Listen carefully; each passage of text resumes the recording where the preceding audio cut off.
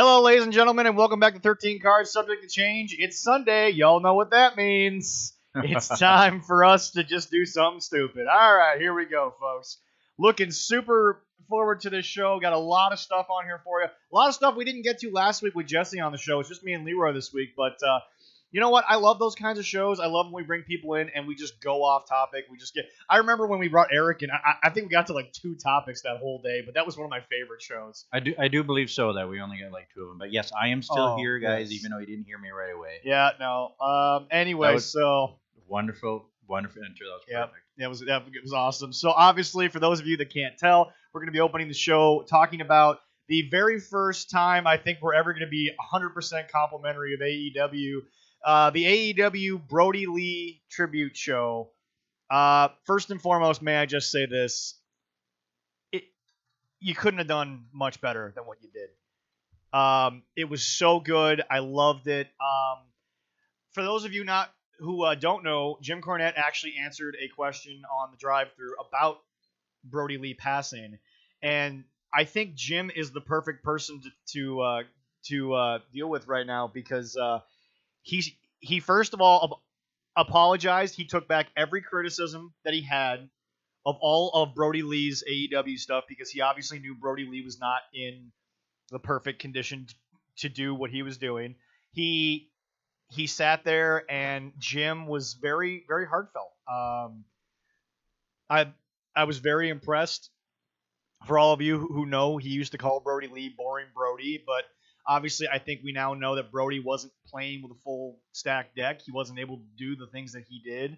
And super, super sad when we heard the news he passed away. I guess Jim Ross was saying double lung failure is now what I've heard out of Jim.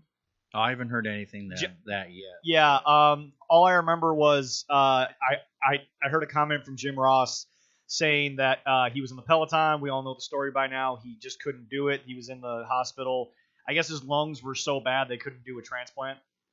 That's how bad it was. Oh, that's bad. Yeah. And number one, a couple of things I want to get to here. First and foremost, we're not going to speak too much on the show because how do you critique a tribute show? You can't.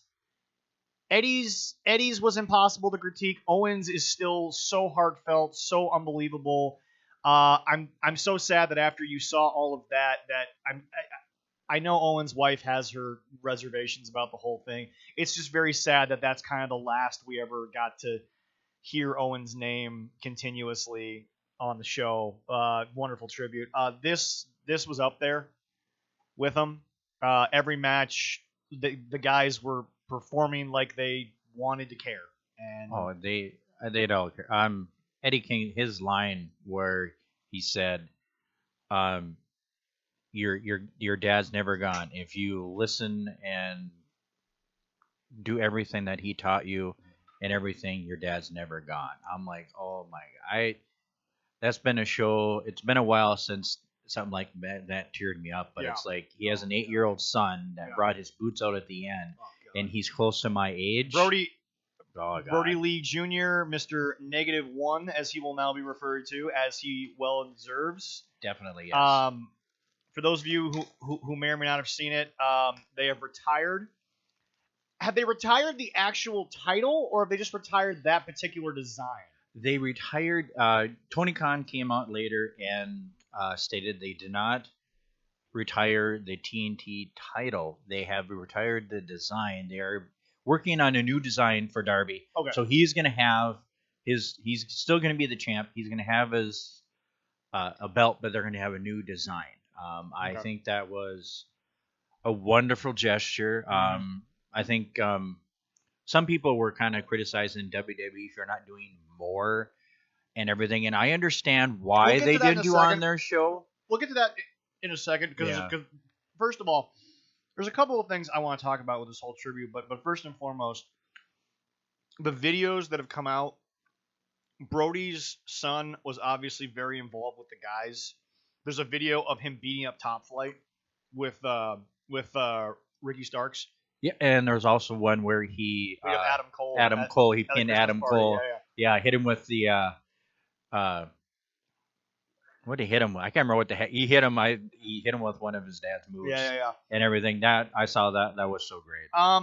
Okay, so now we're gonna move into the part that I think we need to address here, because I watched and I listened to all the tributes to everything that was said, folks.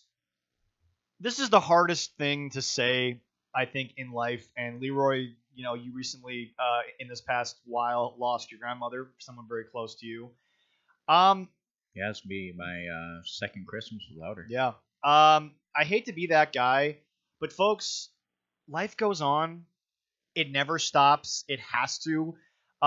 Before I go on, I'm going to share somewhat of a personal story. So when I was 5 years old, I was at the University of Minnesota Medical Hospital with a cancerous tumor in my brain, for crying out loud.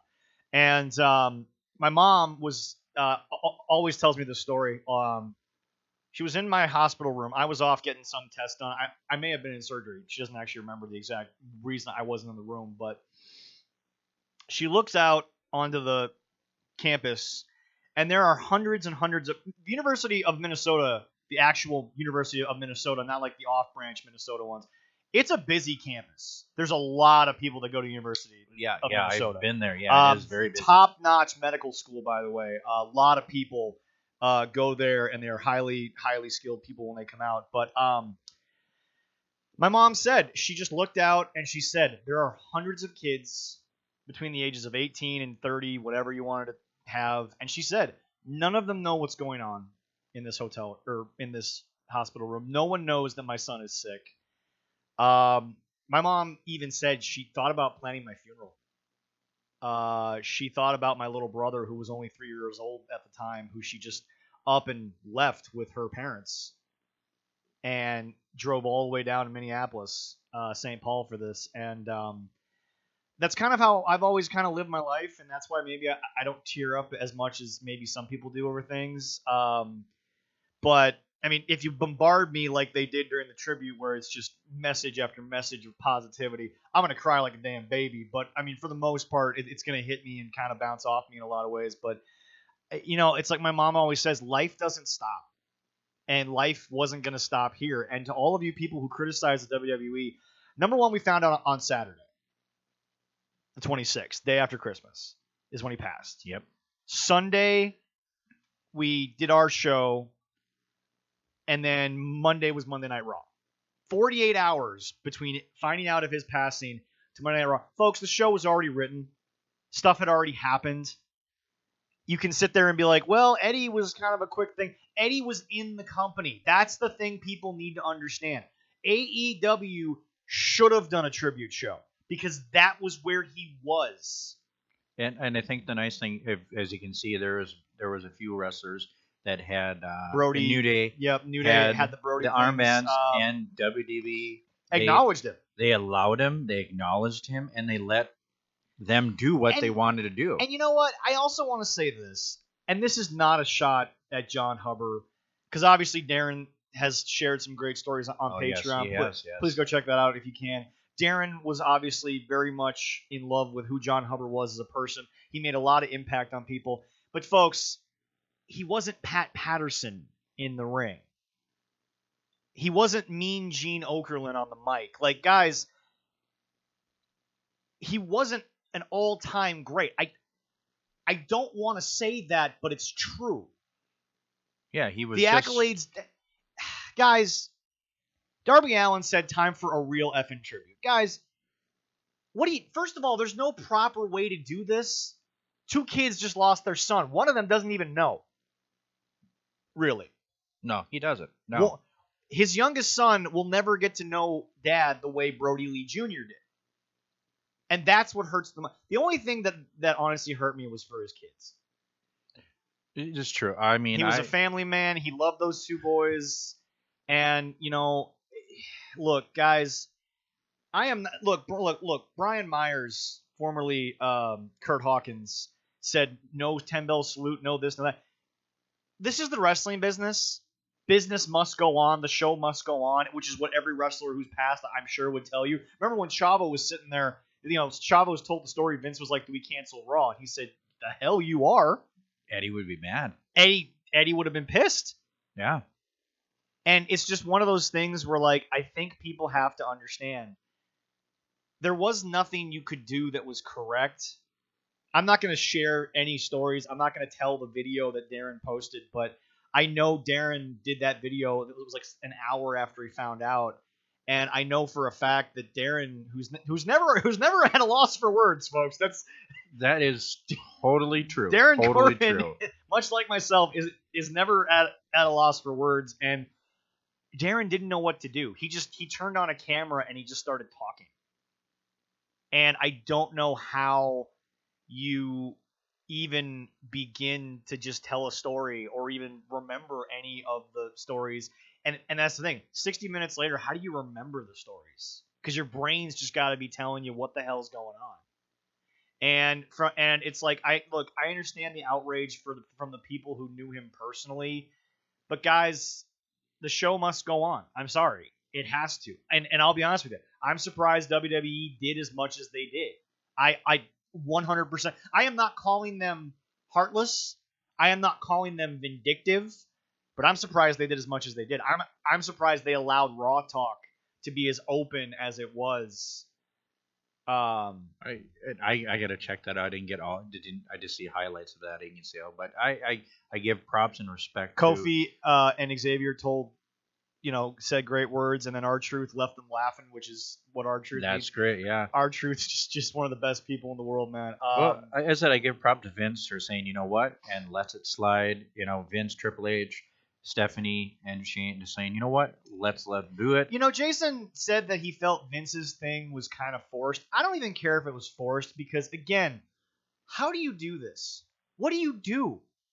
There's a kid who got the night of his life, and I hate to say this, but you'll understand when I say it. He shouldn't have gotten it because his dad should not be gone.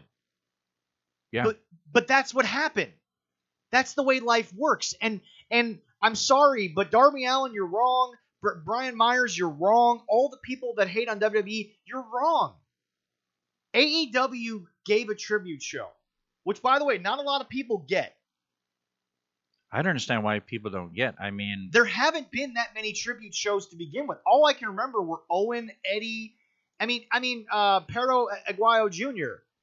passed away in that match with Rey Mysterio. He got a 10-bell salute before a Lucha Underground taping, but it wasn't on the show. He wasn't even mentioned on the show. Yeah, and Lucha Underground went forward after it happened with their tapings. It's like, folks, stuff like that doesn't happen that often in this business. It doesn't. Okay? And the fact is that WWE, they had a show to do. I don't blame them for what they did. I give them credit for what they did to begin with. The fact of the matter is that they acknowledged him anyway. Yeah, they did not honestly have to. But no. Like a lot of wrestlers, and I mean, we can ask Darren or JDX or all the guys that we knew. With John Hubbard the way he was and with Eddie the way he was, it's like he didn't want anybody to sit there, mourn. Yes, but he loved wrestling. Yeah. They both did. So it's like, you know what? Keep the show going, entertain, because that's what I want to do. Yeah. And if they were here and somebody else died, they would want to do the same thing. And I totally agree with. I mean, go on with the show. Entertain us. Life doesn't stop. For WWE had for a few seconds maybe, but WWE had to do a show 2 days later. The show was already written, and I hate to say it, folks, but some of the people on that show may have not known John Hubbard the way some of the other guys did, and they deserve their chance to be on television to do. Because here's the thing that I don't think people understand. Thousands of wrestlers, billions of shows have happened. Millions and billions and billions of dollars have been spent on this sport. Yeah, Raw is the longest running episodic television show of all time. It still only had about 1,500 episodes. Yeah. So what people have to understand is that in the microcosm of history, that's only 1,500 some Mondays, not 1,500 full weeks, not 1,500 years. It's 15 days over the course of 2 to 3 hours. Yeah, and his impact and his his. But John, it was just like a sliver of that time. But I think that his impact. I think what we've learned is his impact is more as a person, not as a performer. Now, yes. Now, without a doubt, he was able to do things that a lot of big dudes don't get to do. Again, I will talk. I will be the person that keeps that ladder match against Dolph Ziggler alive as long as I fucking live, because that was one of the best ladder matches, bar none. Well, I did see that WWE is putting together the best of Luke Harper, like matches and everything that they're going to have later on. It's going to take them a little while. Yeah. But later on in this month of January, they're going to do it. I mean, look, as everybody keeps talking, he's a family man. Look, being a dad, yeah, I know how important those kids, my 4 kids that I have, are my life. Yeah, exactly. And just like him, you love him to death. Yeah. And do everything you can. And it's just one of those things where it's like, I understand where a Brian Myers and a Darby Allin feel, but folks, what was WWE supposed to do? He wasn't with the company. I feel terrible because I'm saying things that make my heart hurt, but I'm saying the obvious. I'm saying the truth. He wasn't in WWE. He was in AEW. AEW, if they so chose to, and God bless Jim Cornette of all people said it, I'm not going to criticize their show. You all can do whatever the hell you want. Doesn't matter. Just go do the show. And by the way, God bless him. I love him, MJF. You still was being an you asshole. You still couldn't help but do kayfabe, and it was so good. I loved it. That was crazy. It was so cool. But I think Native one. I think he probably enjoyed the heck out of it. I wouldn't doubt it. Look, folks, I don't know what else you want me to say other than that. The outpour of support and love from social media and the internet was great. CM Punk and Mick Foley are doing a tremendous honor to him. Proceeds for the entire month. The Brodie Lee T-shirt, the tribute T-shirt, was highest selling of 2020, and it was like only 4 days left in 2020. Yep. But no, it's just, folks, there was no right way to do this because the show should have never happened. And for those of you who may tune into the show and go to that moment that I just said and skip the first whatever 20 minutes we did and be like, wait, he didn't deserve that tribute. No. He shouldn't be dead. Yeah. That's my point. Plain and simple. I totally agree. We shouldn't have had to do the show because he shouldn't be gone. But, folks, he's gone. There's no real explanation. We don't really have one. I don't know if we ever will. And now I'm going to get unsad. I'm going to get pissed off at somebody known as fucking Disco Inferno, you stupid motherfucker. He was on the Conan podcast, and he said to John Huber's wife, Huber, I think it is, John Huber's wife, I believe it's Amanda. Yes, her name is Amanda. Yes. If I got that wrong, I completely apologize. That she needs to be more transparent with how he died. Here's the deal. I don't care if he did die of COVID and they're hiding that. Nobody outside of her and those 2 boys, and maybe John's mother, deserve an explanation. Nobody. He's gone. That's all we know. Nobody deserves an explanation. Enough with this crap of being we don't need to know. If we learn, if we find out, fine. I know I said at the top of the show that, from what JR has said, it sounds like double lung failure. I went to school for obviously respiratory, so what I read sounds like double lung failure. So maybe me on a professional level, can decipher a couple of things. But folks, shut the hell up. We don't need to know. And Disco Inferno is just trying to, I don't know. I don't know if you're trying to become relevant again. Not that you were ever relevant really much at all in your damn career. We only really know you. The most famous you ever were was in Jim Cornette's rant about Vince Russo. And, and you were there as the butt buddy stooge of Russo. You weren't even there for anything you ever did in the ring. Oh, yeah. So as far as I'm concerned, I'm not going to say much because I don't want to spend too much time on someone who, in my opinion, I already thought was a piece of shit, but proved he was a piece of shit by sitting there and saying we deserve an explanation. No, you don't. But nobody deserves an explanation unless it is his widow, his 2 kids, and his mother, and maybe the rest of their family. Tony Khan doesn't deserve an explanation, and Tony Khan knows that. Tony Khan probably wouldn't even ask.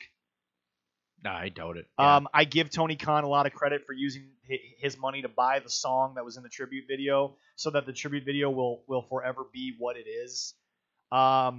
This is the best Tony Khan's done, in my opinion, since I knew about Tony Khan. And again, in the microcosm, in the space of what it was, the tributes from the day he passed to now have been perfect. And there's no other way to describe it. And but like I said, I don't care how he died. All I care about is the fact that his 2 kids, they don't have a dad anymore, and it's not okay.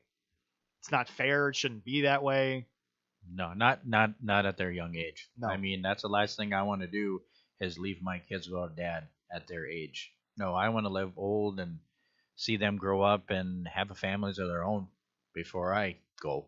Right. That's what I want to do. No, right. So. And from what everyone told us, I'm sure John wanted the same damn thing. I mean, oh yeah, John was only 41 years old, folks. I mean, Jim Cornette said it himself. Has there ever been someone that young who was still so active, who just up and passed away without substance abuse issues being brought up? You know, without maybe a suicide thing. Not that I'm saying that it's any more or less than those things, but it's just literally out of nowhere. We just found out he died.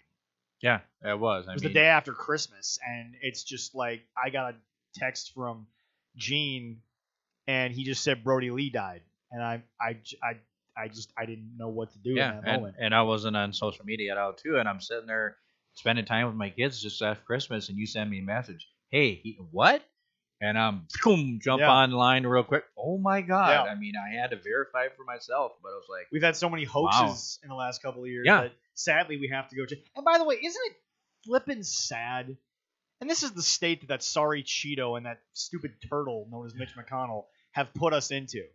We have to clarify on social media it was non-COVID related. Who the hell cares? He's dead. Yeah. I don't care how. I care the fact that he is. Yeah. But it's just Disco Inferno. I don't want to have anything to do with you ever. You could give us the most amazing exclusive WCW. I will do nothing with you after something like that. I didn't want to work with you to begin with. But the fact is that I would never want to work with somebody who, in such a raw moment too, so soon after, is just sitting here talking about something that he has no business talking about.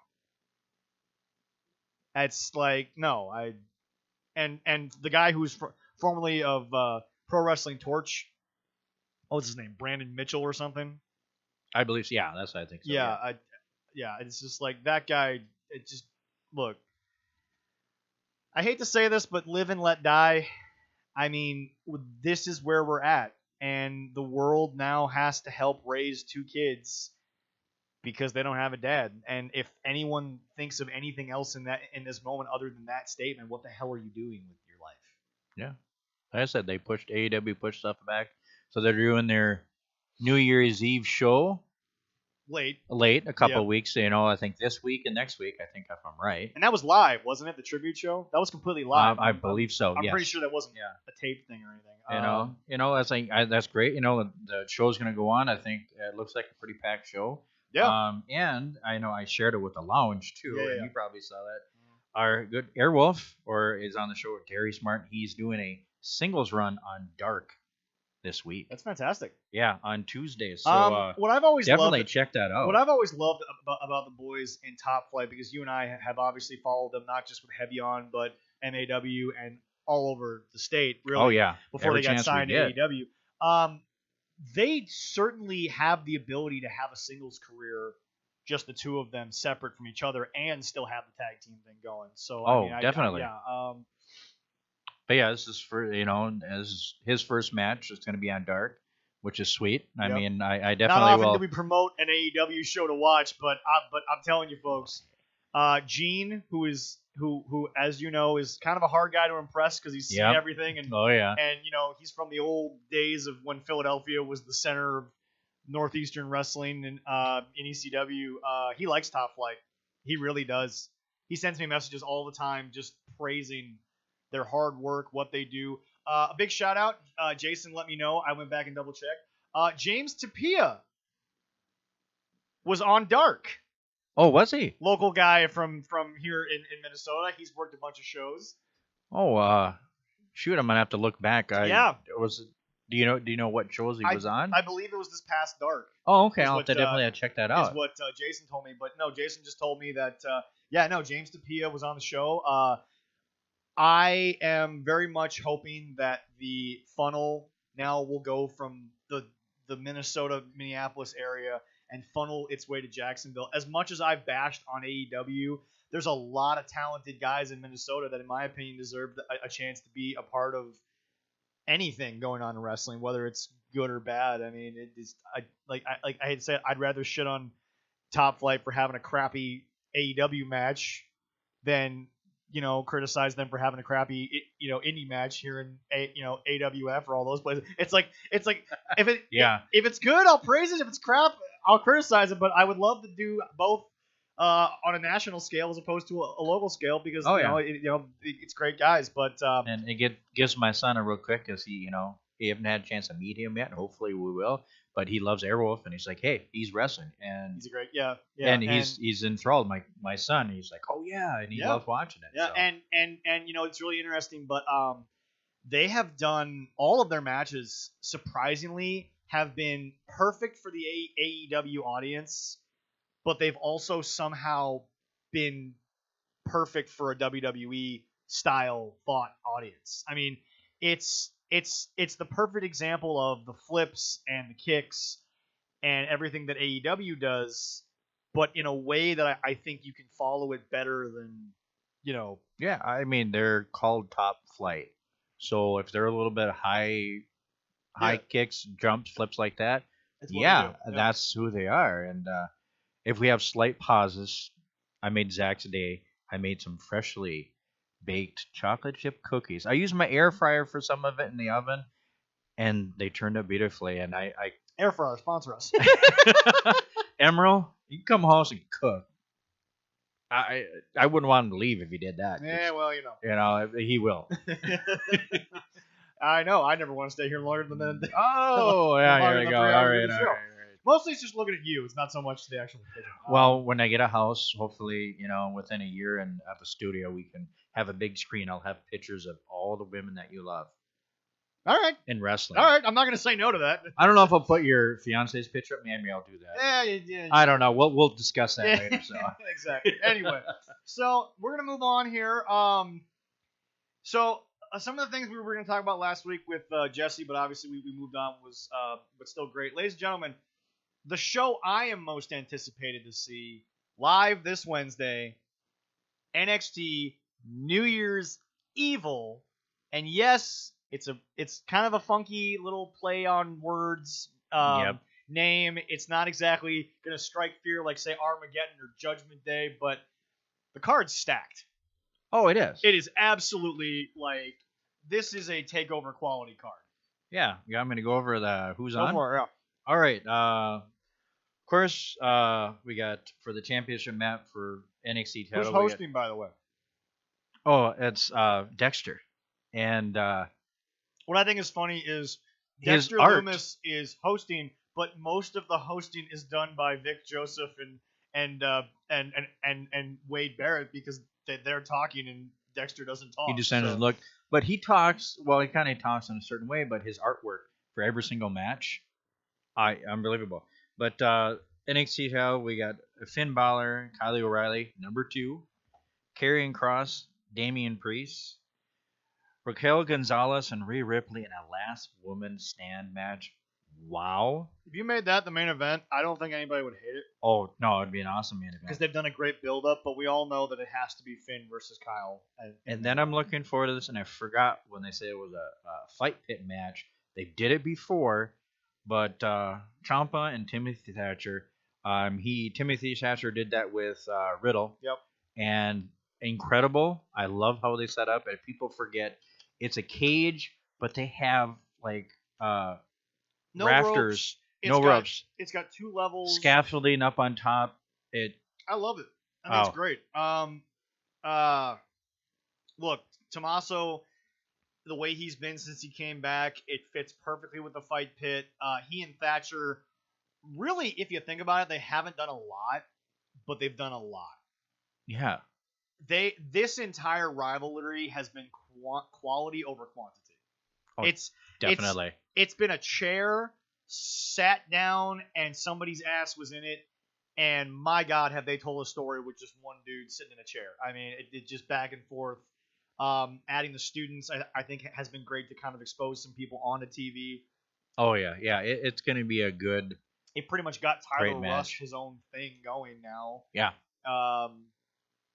But no, Tommaso is as intense as I think he's been in a long time. Probably post neck, but I mean like literally the return post neck.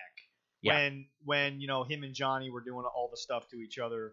But yeah, no, it's look, you say the word fight pit, and I get to, and that was one of the better NXT matches I've seen in all of 2020 was Riddle versus Timothy Thatcher. God, yeah, that was a hell of a match.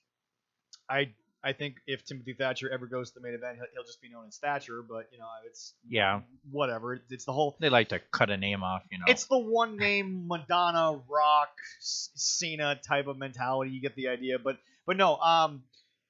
Look, it's gonna be physical. It's gonna hit hard. It's gonna hurt. And again, I'm gonna say it.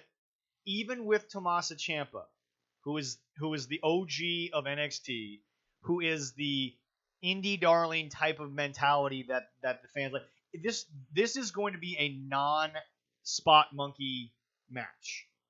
This is see people forget. The first night of the Great American Bash still beat AEW in ratings. Yep. Both nights did. Yep. But the lowest rated match on the card was Timothy Thatcher versus Oney Lorcan. Even though that match would have been a top flight style match in any territory from any of the old days. You could have had that match down in the Carolinas. You could have had that in the Floridas. You could have had that in the Memphis territory, and people would have gone out of their freaking seats for it.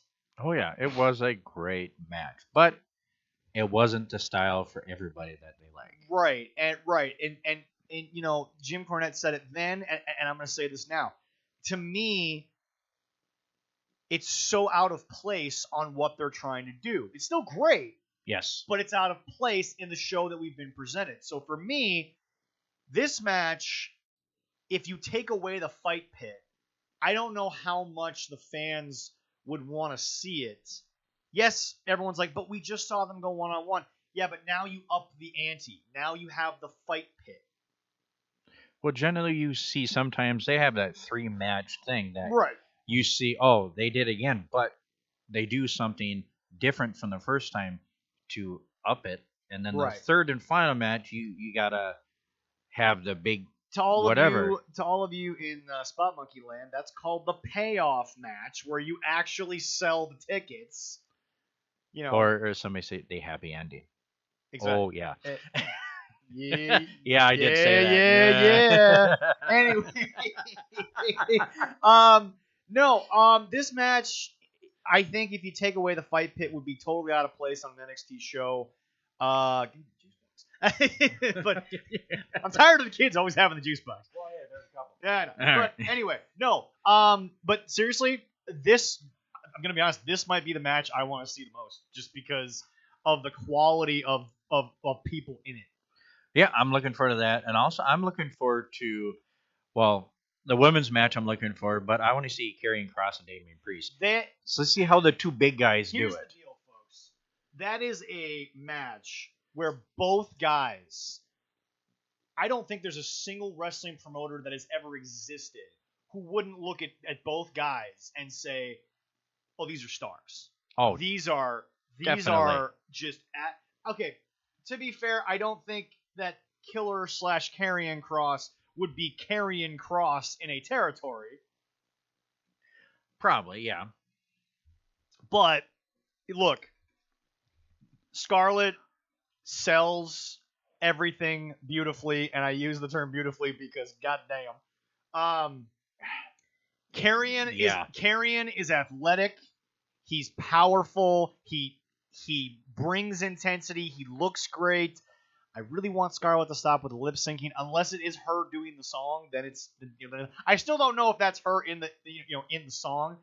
But anyway, rumor has it is her singing, but is it okay? Yeah, that's what I'm saying. Okay. It is her singing, Yeah. but she still lip syncs. So, Right. yeah, they having her come out and sing it. If she can do that, I'd be really interested. But Now, they could wait for a big moment. Yeah, exactly. Now, Damian Priest, he's just above and beyond what you would. I mean, like if you could. If you gave me the height and weight of Damian Priest and said build a star, I'd probably just look at Damian Priest and say you're done. Like just stop. Oh yeah. He's got size. He's athletic. He is Razor Ramon modern day.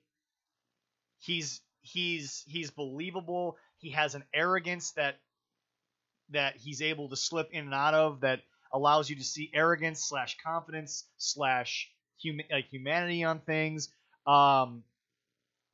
Everything he's ever done to me is believable. I understand it.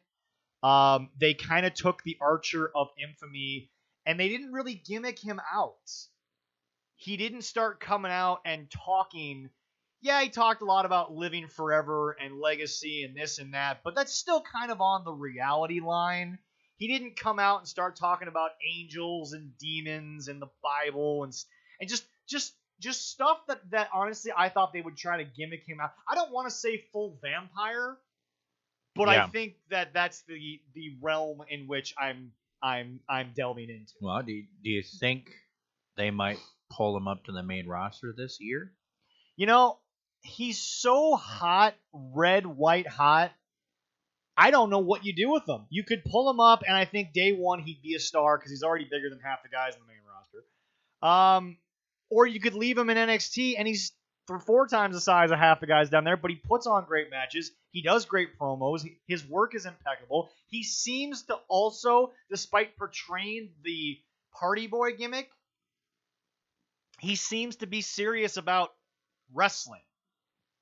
He seems to be serious about doing what's in the ring.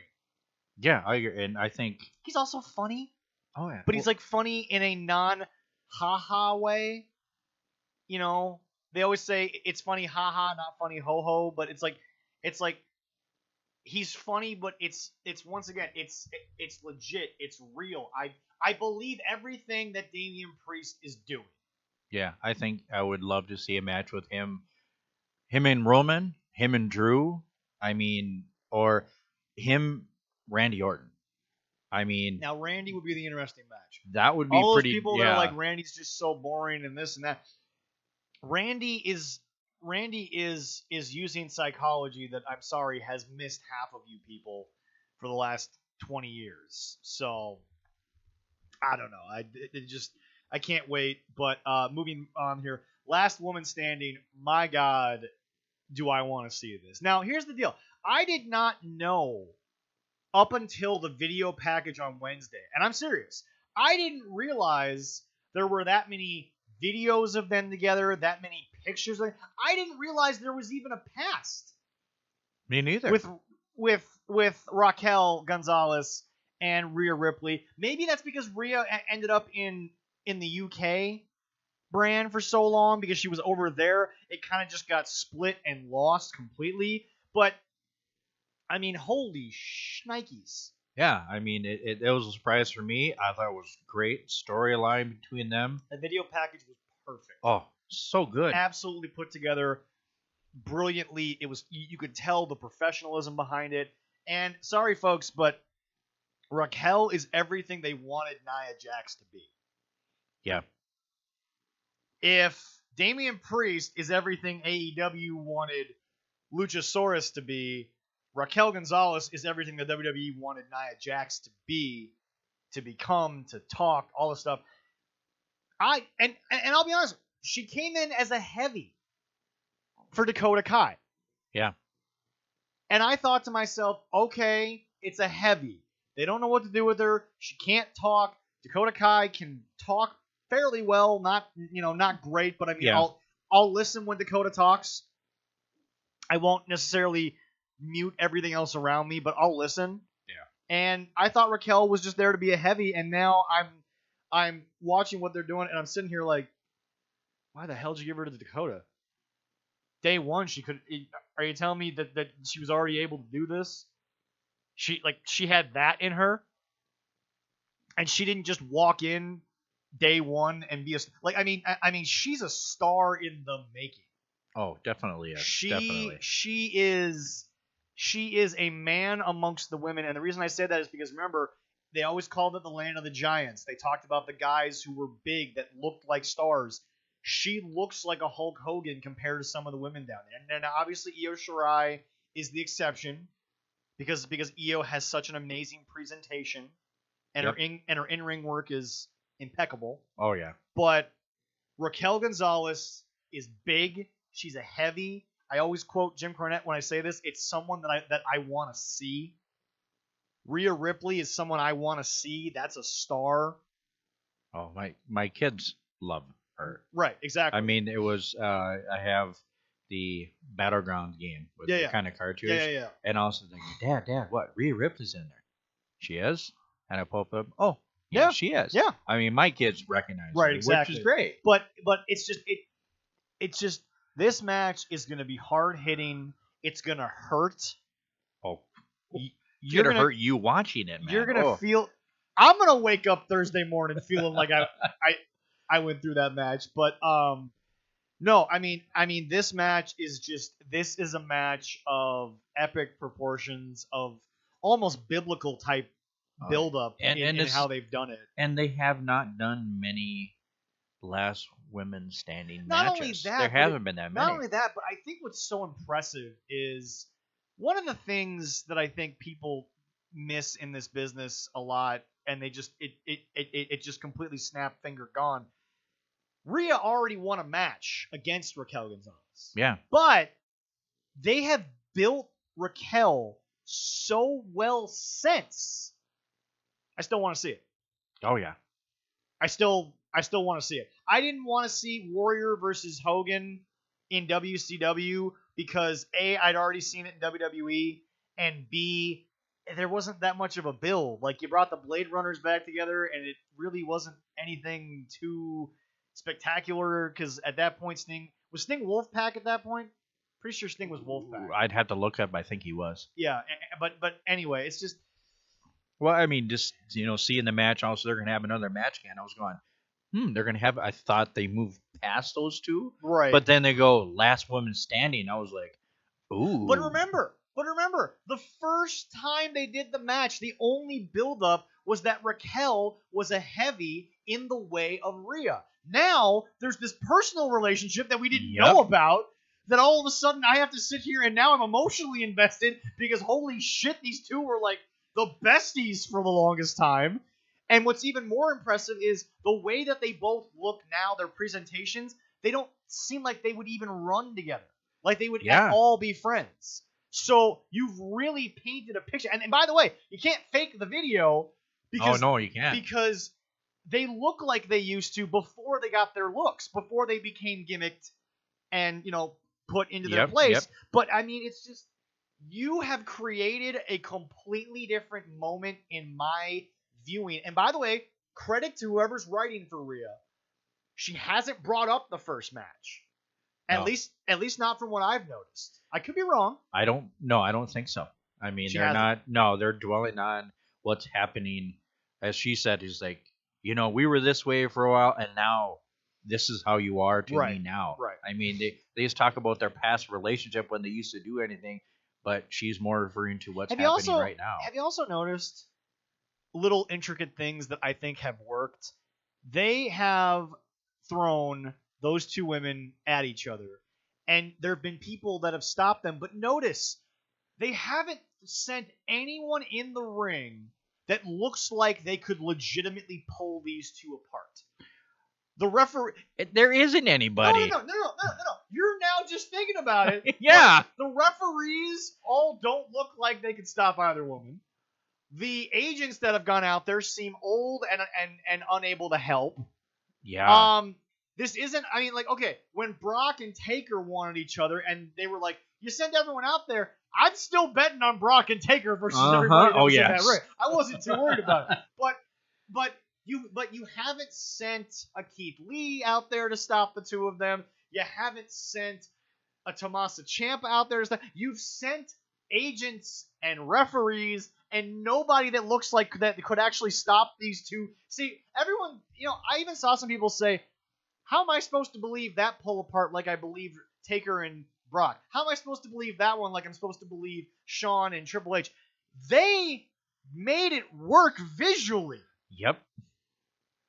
And that's been one of the biggest problems I think Spot Monkey has done, is that there's so many moments, and sorry folks, we're going to brag on them a little bit because that's the show must go on. I'm sorry. That's our critique there. Exactly. But the thing is that they've had pull aparts. They've had moments where some of the people that come out to stop these people, like, it doesn't make any sense. Like, I mean, half the dudes pulling the people apart could beat up the two people in the ring there. Like, yep. I'm pretty sure there was a pull apart between Kenny and John Moxley, and Luchasaurus was in there, and I'm like, physically, Luchasaurus has these two guys combined. So I don't know. I could be 100% wrong, but I distinctly remember there was like maybe one pull apart where like half the locker room was there, and I'm like, half the locker room was more intimidating than Moxley and Omega at that point in time. But anyway, no, if this match was the main event, I don't think I'd hate it. I honestly don't think I would. Yeah, they could not have the NXT Championship match and have that as the main event, and it would make sense.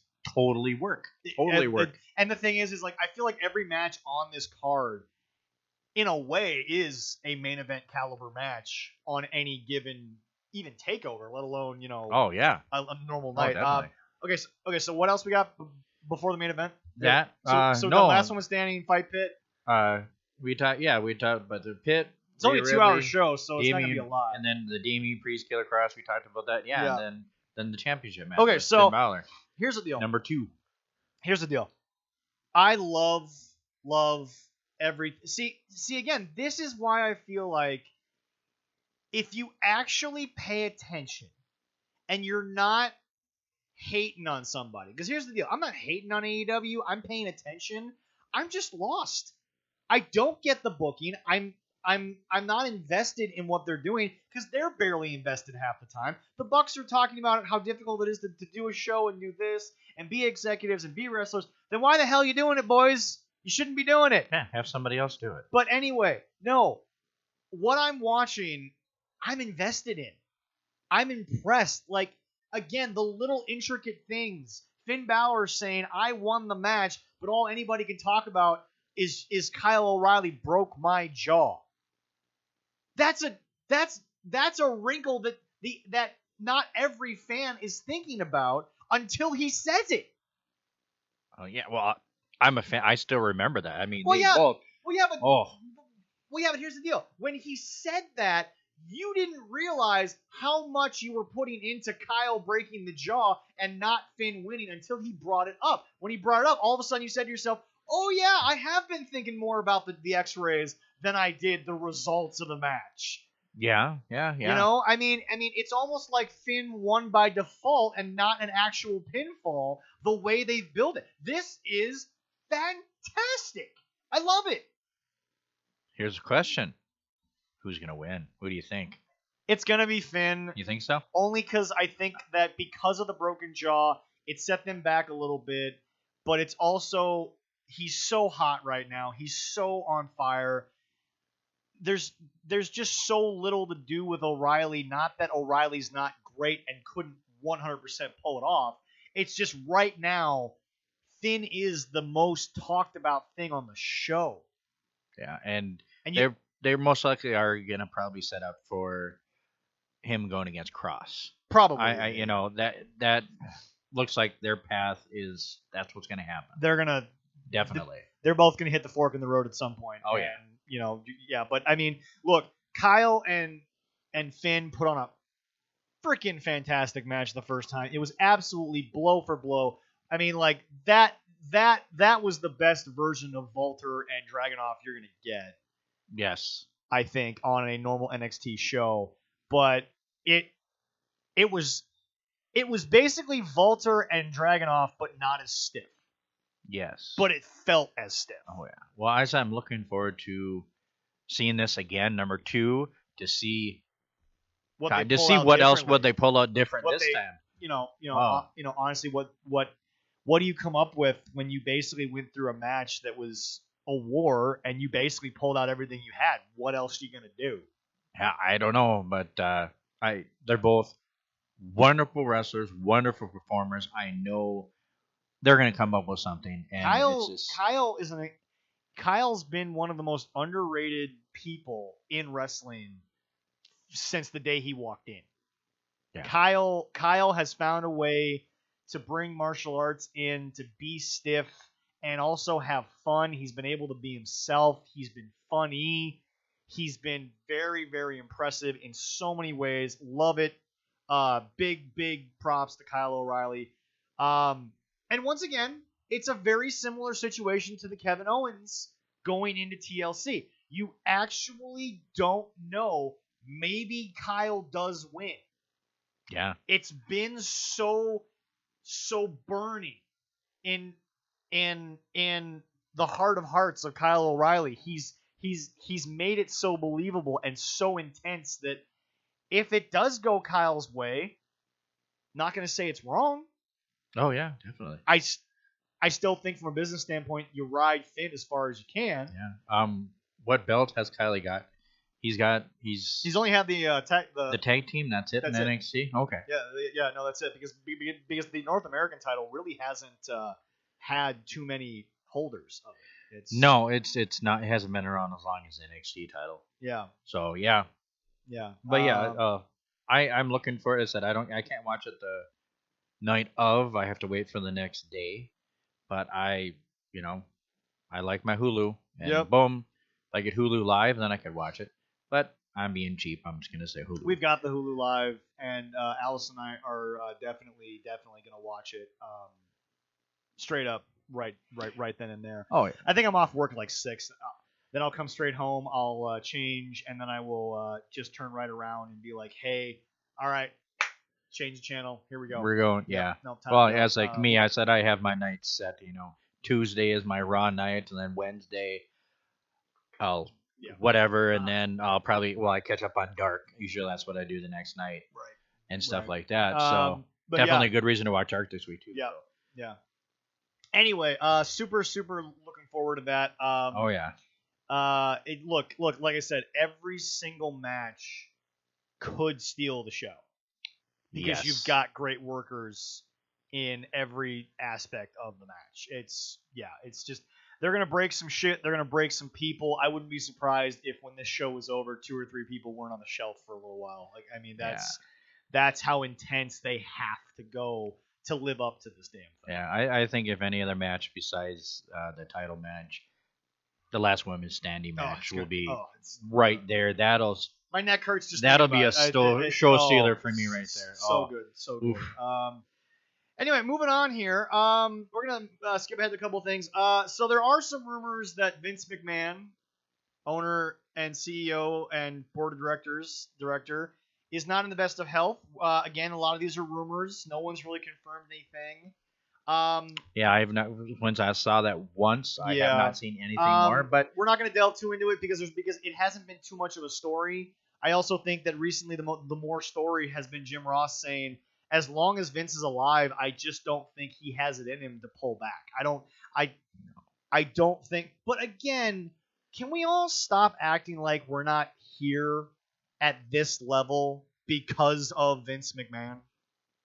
Yeah, it is. The territories were going to die out one way or another. Sadly, that's just how it worked. Yeah. Sadly, what has bothered me about sports in general is sports have changed because culture changed. And culture not necessarily changes for the better, it just changes. ECW, I think now with how many channels exist, you could find one that would take the original ECW as it was. Yeah. But if you're talking about ECW being on a network show, It totally would not be. you can't give me what they were. You just can't. No. Because blood, sweat, tears, passion, all of these things sadly get taken out of network television shows. And they do because sadly what moves the needle, and I hate to say it, it's stay-at-home Karens. Because Yes. they're the ones who have nothing better to do. And at me all you want. I could give two damn lesses. They're at home. They got nothing else to do. They're like, why are my children watching this? And I'm like, because you won't change the damn channel. There you go. Well, I mean, my kids. As much as you love wrestling, you wouldn't have let your kids at this age watch the original ECW. No. Not the way Bubba was at that time. Not the way that they were running with Sabu and RVD. You wouldn't. But the thing about it is that, and if your kids asked, can we watch this? You would be like, you're not old enough. And you would just flat out look at them and say, you're not old enough for this. Yeah, and I've told them a few things. I mean, they see the movies. They love my Deadpool stuff that I have. And I'm like, it's not a movie for you. Right. I mean, they watch wrestling with me. Their mother hates it. Yeah. But I'm like, but it's with me. Yeah. It's a controlled situation. If there's something on that is not appropriate, I turn it. You wouldn't let them watch a lot of the Attitude Era stuff they were doing. At least not necessarily the highlights of the Attitude Era. No. Which is perfectly fine. But again, you're not a controlling parent. You're a controlled parent. Yeah, You understand that your kids can live in a world that is as real as can be, but they don't need to know certain things at the age that they are. Yeah, well, they know who The Rock is. Yeah. And I'm like, he was a wrestler.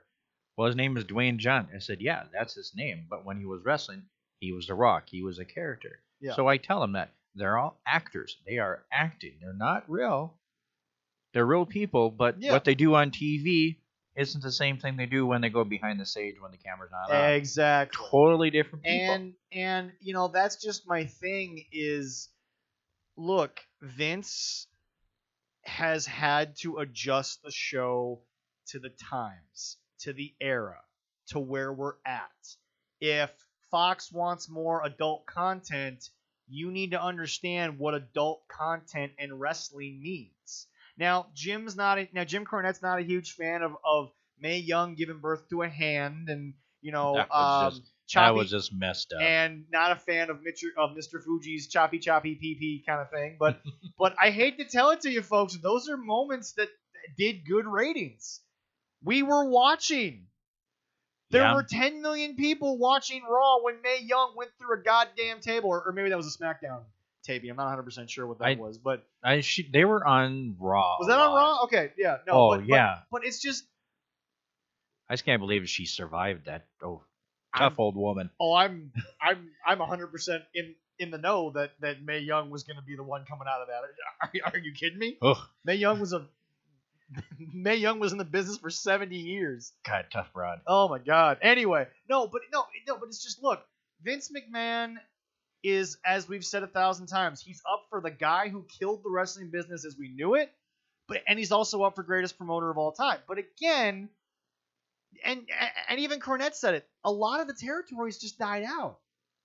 Yeah. They got old. They didn't want to change. All these other things. Look, the 80s was about larger-than-life cartoon superheroes. That's what the 80s was about.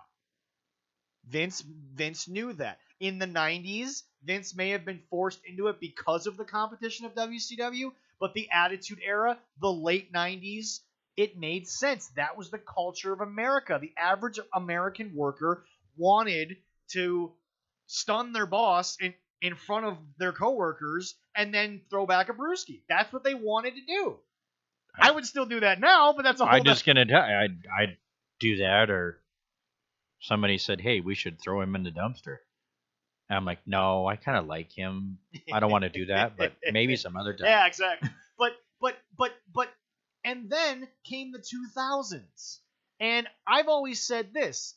I always say the downfall of society in the sense of Karen's got more of an opinion. It wasn't the boom of social media. It was around 2005 that I always say it's around 2005 because that's when I always say that's when the music industry died. Mm, That's yeah. when the music industry said it's all about the same sound with a hot chick who might not know how to be a musician, but even if she does, let's not let her do music. Let's make her into a show. Lady Gaga is surprisingly a beautiful singer-songwriter. She is. But everything got gimmicked because it was flashy, it was showy, it was really badly produced. But my God, like that's Yep. that's what. And again, I feel like around 2005 is when individuality was finally stamped out. Be like everyone else. Fit into a box. That's what society wants you to do. And music became, okay, this is what People magazine says is music. Okay, now I like it. I was the opposite. What People magazine told me, I was like, okay, this is new. I'll go listen to it. It sucked. For anyone out there, I have listened to everything Adele has ever recorded from front to back. I gave her that respect. I think it's dribble. I think it's crap. I think it's absolute trash. I think she has no emotion in her voice at all. Everyone's like, there's so much pain and emotion in her. No. Bad, terrible, hate it. Every time it comes on, I just want to shove a fork in my ear. Okay, but I did like her. She did a theme song for James Bond. Even that was crap. Well, I liked it. No, I'm weird, but hey, but that's fine. But Leroy, what you just demonstrated was we can have a difference in opinion. Yeah, I know. It's wonderful.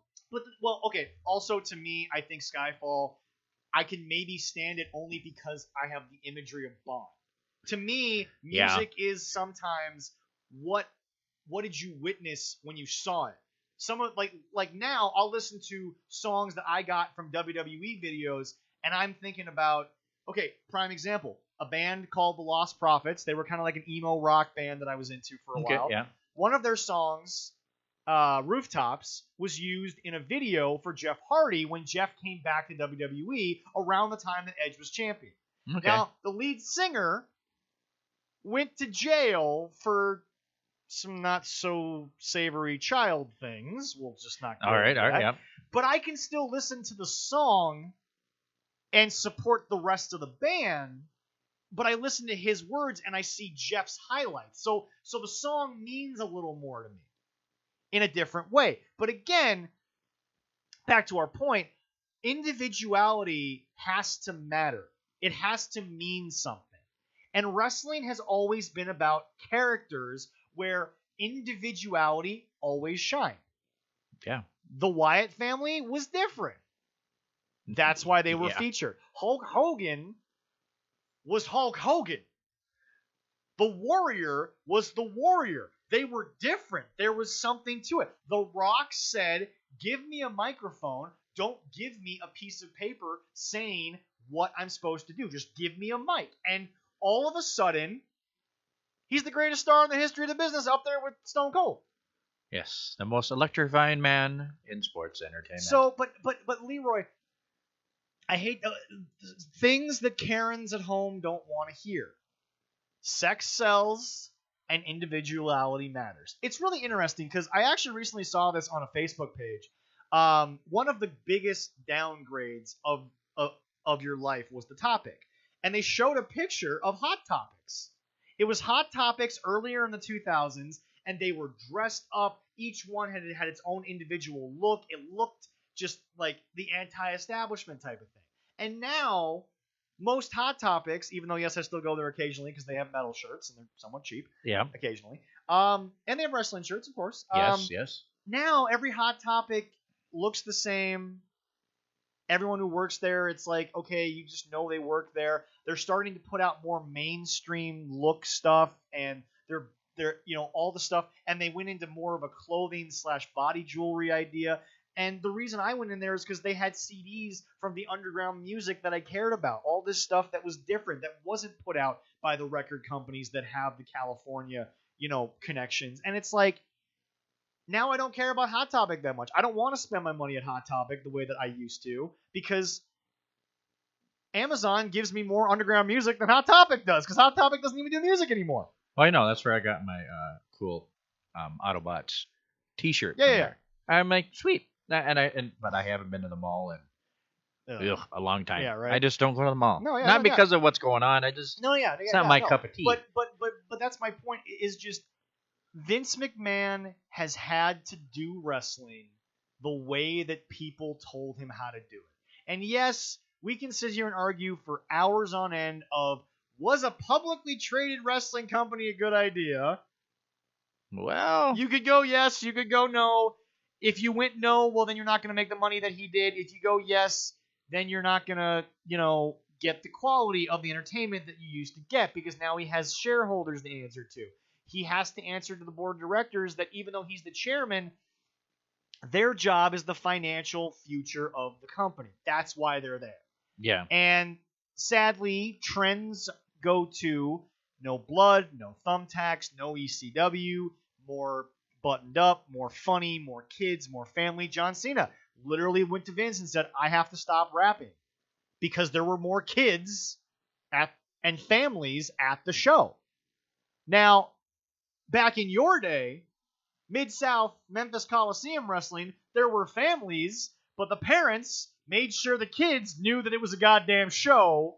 Yep. Even as passionate as they got into it. Just like I would. Yeah, but now there's so much parenting that isn't done at all that your 6-year-old is on their own. And sorry, America, I may not have kids, but you think I'm lying, and you think I'm not correct when I sit there and I'm like, a 6-year-old has to figure it out for themselves because parents don't want to, do their job as a parent. This is why we have problems with kids, because parents don't threaten to beat their kids' ass. Yep. God, I'm glad I don't. I have no problem whipping their ass anytime I get. You look. Your kids are kids. They're gonna mess up. They're gonna do stupid things, and there are gonna be moments where they're gonna be kids, because how they express themselves is not with words. It's more pouting in action, because it is hard to understand them because they're younger. But you have complete and utter control at the end of the day over them, because you do. Because you just do. And they listen. Exactly. And so, I know the topic was Vince's health rumors, but my whole point is this.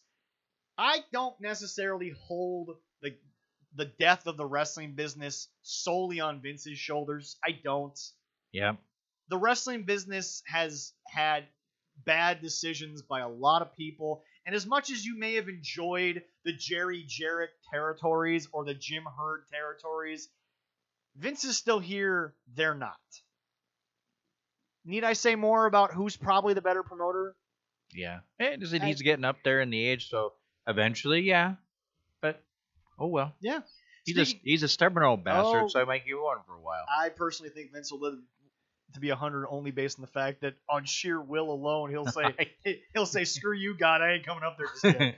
Death come walking in. I'm not ready for you yet. I'm sorry. Also, by the way, do you remember the heat that he got from not the wrestling community, but just the outside world when it was Shawn Michaels teaming with God?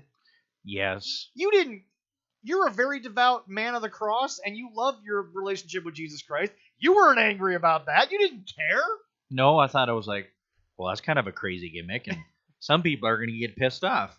Oh, well, I'm still watching. This is what it is. It's wrestling. Who cares? But I mean, again, I hate to say it. Consistency matters. Comedy Central is consistent on one thing. Comedy that is not so savory to families. Yep. But there was a time when USA was the #1 network on TV. But now, you and I have talked about the last couple of weeks, kind of, throwing back to our past topics. Yeah. The only thing holding up USA is anything WWE. Oh, yeah. That's all they have. That and Law & Order reruns. So, really, Comedy Central continues to have original content, continues to do their thing, but they allow for originality. They allow for individuality, and Comedy Central is still doing fine. They're not reliant upon one thing. South Park isn't the only thing holding up Comedy Central. Comedy Central's got Stand Up Late at Night. They've got It's Always Sunny in Philadelphia is on there a couple of times. Okay. South Park obviously has its place being one of the longest running shows of all time, being as successful as they've been. But Comedy Central has a lot of successful content still that is still coming out with new stuff. Meanwhile, USA pretty much just hopes that Raw can do better than the numbers they did past tense. But Well, they're working on it. I mean, yeah, there's stuff that's going on. I mean, like, besides Vince, I saw that that has nothing to do with Raw, but Daniel Bryant is thinking about going to part time. Prime segue. Vince is getting up there. Daniel's getting up there. Daniel's got 2 kids now. He obviously is older in general. He wants to be a part of their lives. Daniel is one of those people that just, whether or not he ever had the look, he was so technically good you couldn't deny how good he was in the ring. People forget that Daniel Bryan trained Shinsuke Nakamura. Daniel has had a hand in some great wrestlers that are out there today. Bryan's impact on the business, I don't think people realize what Bryan Danielson really means to the wrestling business. He's the indie darling. He always will be. He's always kept that moniker. The Yes Movement is still strong. I don't care what anybody says. Oh yeah, it's still going. And like I said, we have watched Daniel not only show up, we've watched him get fired. We've watched him get rehired. We've watched him be a joke. We've watched him be a gimmicked out nobody. We've watched him become the man, and then we watched it taken away a second later for someone that was already the man, and it was like, we're going to shove this guy down your throat again. And then we watched Vince change his idea on the fly and say, all right, we're going to go with Daniel. Did anybody really think Daniel wasn't going to win at WrestleMania? Is there an actual legitimate wrestling fan that thought that Vince wasn't going to take that moment, wasn't going to take that payoff? There might have been a couple people. Maybe. I'm sorry, people, but the way that was being built, it was if it wasn't WrestleMania season, I could see them screwing Daniel over and Batista wins the damn thing, whatever. Yeah. But it was WrestleMania. Oh yeah. Back when WrestleMania wasn't so big that everyone got a match on the card. It meant something to be on WrestleMania at WrestleMania 30. It was in New Orleans. It was the Miracle on Bourbon Street. It was probably Michael Cole's best call since Rey Mysterio won the world title. Yeah, definitely. It's just, guys, we watched him go from that, and then we watched him retire. And then he just wouldn't go away because he couldn't, and WWE was trying to squeeze all the money they could out of him. Glad they did, because he was able to then come back and wrestle full time and be the Daniel Bryan of old with a few less shots to the head. Yeah, that's always a good thing. Not necessarily a bad thing, but you get his the wife idea. would approve that too. Yes. But yeah, I and think. then you watched him become a reality TV husband, which his wife certainly has made a career for herself. Not going to say she's not a wonderful career woman. She's done very well for herself. Oh, definitely has. And now you're watching a guy transition into a point in his career where he's going to be a little more of a part-time guy. He's going to be in and out. He's probably going to work creatively, training-wise, because he's still Bryan Danielson, the American Dragon. He's still one of the greatest overall technical professional wrestlers of all time. If I could somehow, some way, create a virtual reality match of Eddie Guerrero versus Bryan Danielson in their absolute peak primes, oh my God, what that match just would be in the first 5 minutes. Oh, it'd be unbelievable. But yeah, love it. But it's great that, it's like, I hate seeing the guys that I've been watching for years kind of transition now, but he has 2 young children. I totally understand that he wants to be home more with them, and do it, Daniel. I mean, that's what I want. And also, folks, as much as I love him, Mick Foley can't play with his kids because of the things Mick Foley went through. Mick Foley had to get a hip replacement. Mick Foley has been through more than Bryan Danielson will ever be through. In fact, I still say it, the one night that Mick is known for outside of wrestling, getting tossed off the cell, he's probably hurting more from that night still than most guys feel from 300 days on the road. Like it's just, my God. I've forgotten how many times you see that. Everybody does, like, you know what? Here, and all of a sudden they show. Yeah, but how many times do you watch it and then you think to yourself, oh my God, it still feels like when I first saw it live. I know. It doesn't matter. You can watch that thing 1,000 times in a row. You're never not going to cringe at it because it's like every time you're like, okay, now I can deal with him hitting the table. Now I can deal with the sound of the table. But then your eye views how his hip hit, and I'm like, oh god, that hurts too. And then the very next thing, okay, I can deal with the sound of the table. I can deal with the hip thing. Then you remember hearing Jim Ross saying, "As God is my witness, he is broken in half." Like just folks. Or then Jerry Lawler going, "That's it, he's dead." Like it just, guys, there's just too many moments in that one moment I can't get over. Yes. Oh yeah. I mean, So anyway, moving on from that, we hope that Daniel is happy because I know that was one of the reasons why he couldn't leave was just he didn't know how to leave. But you'll probably be you're obviously the better person for me to say this than me, but your mindset on life changes when the kids show up. Dreams and aspirations don't necessarily die, but they become more realistic. It changes you. It does, and I've heard people say that, and I'm like, no. And then, boom, I had my first. And yeah, it changes you. It doesn't change you for the worse. No. It changes you for the better. And I become more sensitive, more thinking of taking care of them than worrying about me. Well, especially since you had the little girl, because all of a sudden it's like, okay, you can raise a boy one way, but it's always going to be different raising the girl, even if they're in the same house. It's different. My old high school teacher used to say when she walked through the halls, and this might sound kind of mean, but it's true. And you've raised kids from 0 to 20. Your oldest son is now he's 25. 25. Yeah, exactly. 26 this year. Yeah, exactly. So you've been through the ringer. She said, if I see a girl crying, very rarely am I going to stop and try to comfort her. Because it's a 16, 17, 18-year-old girl. She's going to cry at the drop of a hat half the damn time. But if a boy is crying uncontrollably, I'm going to stop and I'm going to look at him. And this was a woman. Miss Leon was her name. And she said because the way that guys have just been raised is to not show emotion. So when they do, something's got to be up.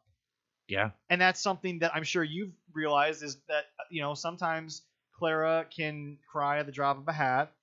And, that's just kind of the way that she is. But she needs an Academy Award sometimes. Exactly. But then you also know Eben, just being a boy, sometimes Eben, it takes a lot more to get him going. But when he finally does get going, something had to maybe happen. I mean, it's just. Yeah. That, Oh, yeah. Daniel, I'm sure before Brodie came along, was like, let's go 300 days and let's go until I can't walk anymore. Then all of a sudden you have the kid and it's like, you maybe would like to be able to have her on my lap, once or twice a year. And then, you get the second kid and you're like, I kind of want to be able to take them to their first game, take them to the wedding, walk them down 10,000 things go through your head of, okay, now this is real. Now this is my life. And, I'm not calling out any race, religion, creed. God bless Daniel. He looked at it, and he looked at it the way you should look at it, is he looked at it as a parent, not as this is a burden in my life. Like you said, it's, it does change you for the better overall. But, Oh, yeah. But, and, the thing I'll say is, ever since I switched stores, because you and I don't work at the same convenience store anymore. Yeah. Work for the same company, just in different stores. Yeah. The company I was at, or the store that I was at with you, a lot more full-timers than part-timers. There was more family stuff. We have, you and I had a coworker who had 2 young girls. We had coworkers that had older kids. You've got older and younger. We've got people who are just about to have their kid. God bless it. How's Alan doing? Everything okay with the kid? Oh, yes, he is. I'm sure he's happy as he could be. I love seeing a young dad, his first dad. I asked him, she's like, so how was your weekend with your boy? Oh, it was great. And he smiles ear to ear. Even with the mask on, I can see him smiling. And he loves it. And I'm like, I said, just love up that boy. He goes, oh, yeah, I love it. That kid. And then just talking about where he, his girlfriend talking about she's afraid of getting peed on. Well, he kind of went like this. Oh, you're afraid to get peed on? He made sure it angled right at her. I'm like, that's a good boy. There you go. But now, my situation is very different because now I'm at what is called in our district the college transfer store. Yep, that's right. Everyone knows that the store that I'm at is the college transfer store. Okay, yes or no, the store you and I were at was probably 80-20 full-time to part-time. Yeah, about like that, yeah. It's the complete opposite where I'm at. 20% of us are full-time, and all the college kids are part-time. And I get texts every week saying, can you pick up this shift? Can you take this for me? It's like, guys, I'm full-time. I can't do that. I'm not allowed to do overtime. So if I take your Tuesday and I'm off, you have to take my Wednesday. So you're still gonna work. You're just not gonna work the day you want. And all of a sudden they're out. They don't want to they don't want to work with me anymore because it's they don't want to work at all, which is fine. They're at that point in their age where we were all at that point. We have different things, but I've always said they have dreams and aspirations that are sometimes realistic.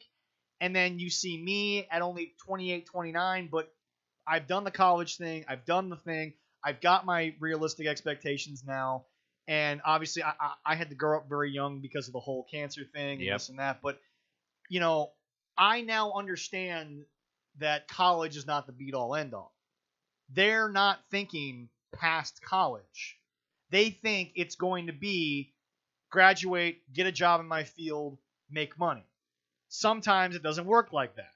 I graduated, not in my field. I'm still making. I'm making half of what I could, but I'm still happy. I'm content. I've got my lovely fiance, and I'm happy with where life is going. Yeah. So, again, Daniel Bryan is of before Brodie was the college kids. Yep. Working at my store.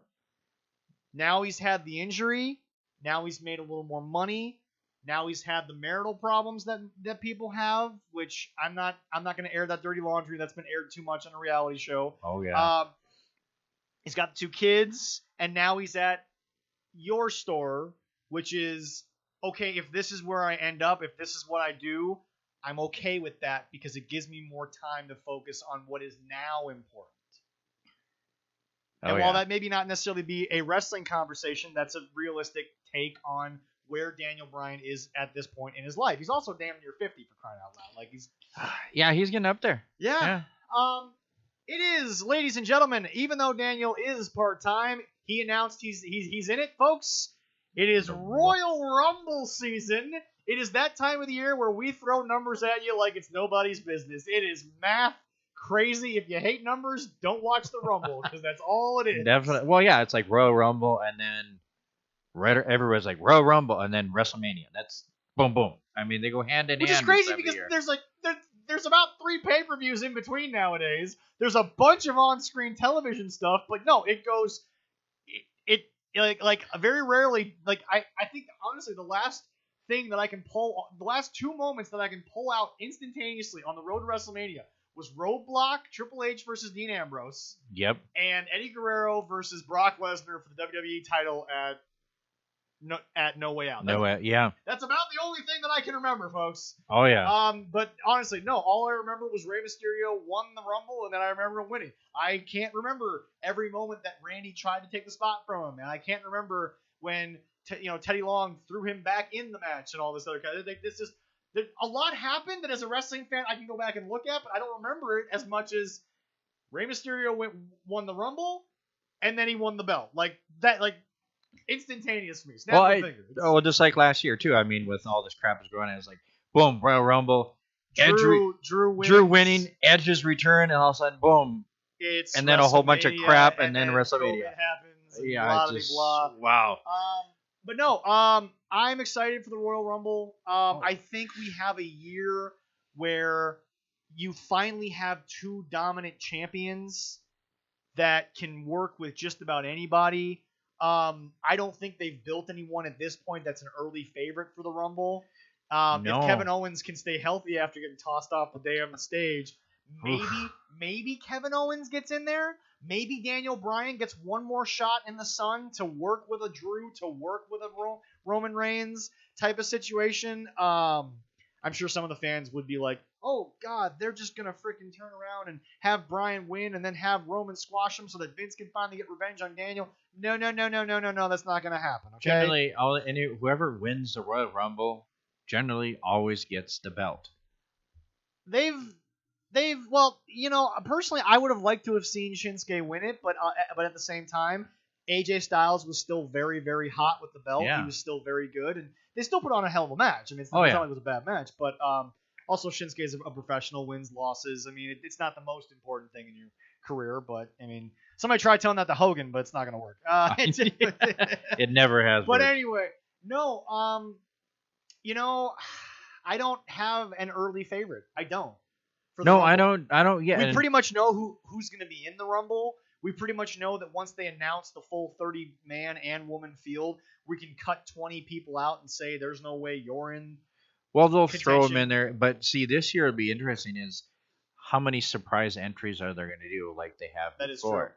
That they might not have as many this time. Well, what I think will be interesting is if we're still there, and actually we are because it's only about 3 weeks away now. Yeah, end of the month. Who can you get in? Because according to what I've read, Dr. John Fauci, who by the way right now I think is the smartest person in America. That's my personal opinion. He has said about April or May is when he hopes that the COVID vaccine will be available for the average citizen. I'm not here to instill fear, but he also said that if we can't get it out by April or May, it might take 10 years. But that's because of how many people we have. Oh yeah, there's a lot of people in this country. Yeah, exactly. But around the world. But here's the thing, and that's not a political statement by any means. That's just what it is. Oh, yeah. But no, because it's only 3 weeks away, who can come in due to COVID? Now, I feel like Edge is probably healed up from the tricep injury, but I think it's just hard to get him to come in because of travel restrictions, because of COVID. I think there's some issues there. Maybe Edge makes another return at the Rumble, which I think would be another great, not as tear-jerking as the first time. No. But it would still be big for him. Again, I don't know how many surprises you can do versus do we have to do more surprises because we don't have a full roster type of scenario.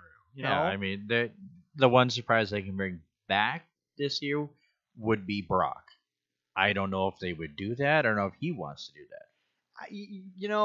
The other thing about it is that we don't know that behind the scenes what Brock's doing right now because remember we don't there were all the rumors about Brock's backstage relationship. Also, there were rumors he wanted to do UFC. UFC seems to have no plans to want to use Brock because they're going forward with all their young guys. Well, somebody shared a picture with him recently, full beard. Yeah. Everything. I was like, whoa, he looks a little different. Yeah. He was being lazy and not shaving. Yeah, no. Well, again, Brock's a farmer. He's never not going to be in shape. Yeah. That's not a thing. Oh yeah, definitely. But no. I really you don't have the star power of a Drew or a Roman because they're obviously going to be champions. Yeah. Like I said, Kevin Owens, if he's able to stay healthy, maybe Kevin Owens gets a shot in the sun because he's been built so well. I mean, again, I don't think that Kevin Owens is in any way other than in the table buried. Oh yeah. There's no way that Kevin Owens is done. Roman did what he was supposed to do and say you're nothing because we already dispatched you. Yeah. But Kevin Owens isn't done. Yeah. I think maybe they'll might have a good a push in there for Keith Lee in the match. I don't know about him winning, but from his last one that he was in, I mean, they should have a pretty good one. I know they separated Survivor Series due to COVID stuff. Maybe you throw some NXT guys in there. Who knows? Yeah. Everything's kind of happening in that Florida area. Tommaso Ciampa. It's not like he has to travel to the main roster after he wins the Rumble. He can go back to NXT. Obviously, Charlotte set the precedent of winning the Women's Royal Rumble that you can go face for the NXT championships now. Well, it's you can go after any championship. Basically, yeah. And that's what it did. But yeah, I have. They're doing a women's again too? Oh yeah. Okay. Oh yeah. I haven't heard much on that. Neither have I, but I can. Well, no. Nia Jax declared that she was in it. Okay. So there's that. But no, I mean. Well, we could have her in the men's match and get her ass kicked again.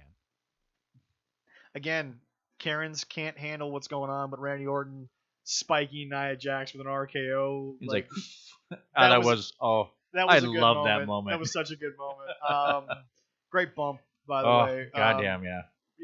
I've always said Randy's gotten hurt a bunch in some really bad situations, but 9 times out of 10, he doesn't really hurt a lot of people. Randy's a very Every once in a while, he did that with the. He yeah. did one to the Singh brothers, and after he did, you see him walk around. He's like, because he knew it looked like it hurt. He knew. He knew what happened. I love that. Oh, he kind of broke kayfabe there, going, "Oh, damn." Yep. All right. But no. No. I love the Rumble. I think it is some of the best 60 minutes in all of sports. It's so unpredictable. What's really interesting is they've made the women's match be so much better than I thought they were going to. Yes. They've been able to bring the excitement.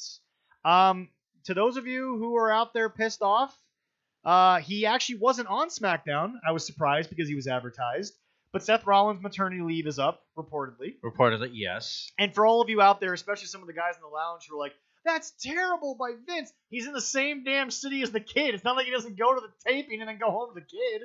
It's not like they're living in Davenport, Iowa, and Seth has to leave Davenport and go all the way to Florida for tapings. They're both in the same damn city, you idiots. Come on, he goes home to the kid. Yeah, it's like, yeah, everybody thought, oh, he's returning, and then no.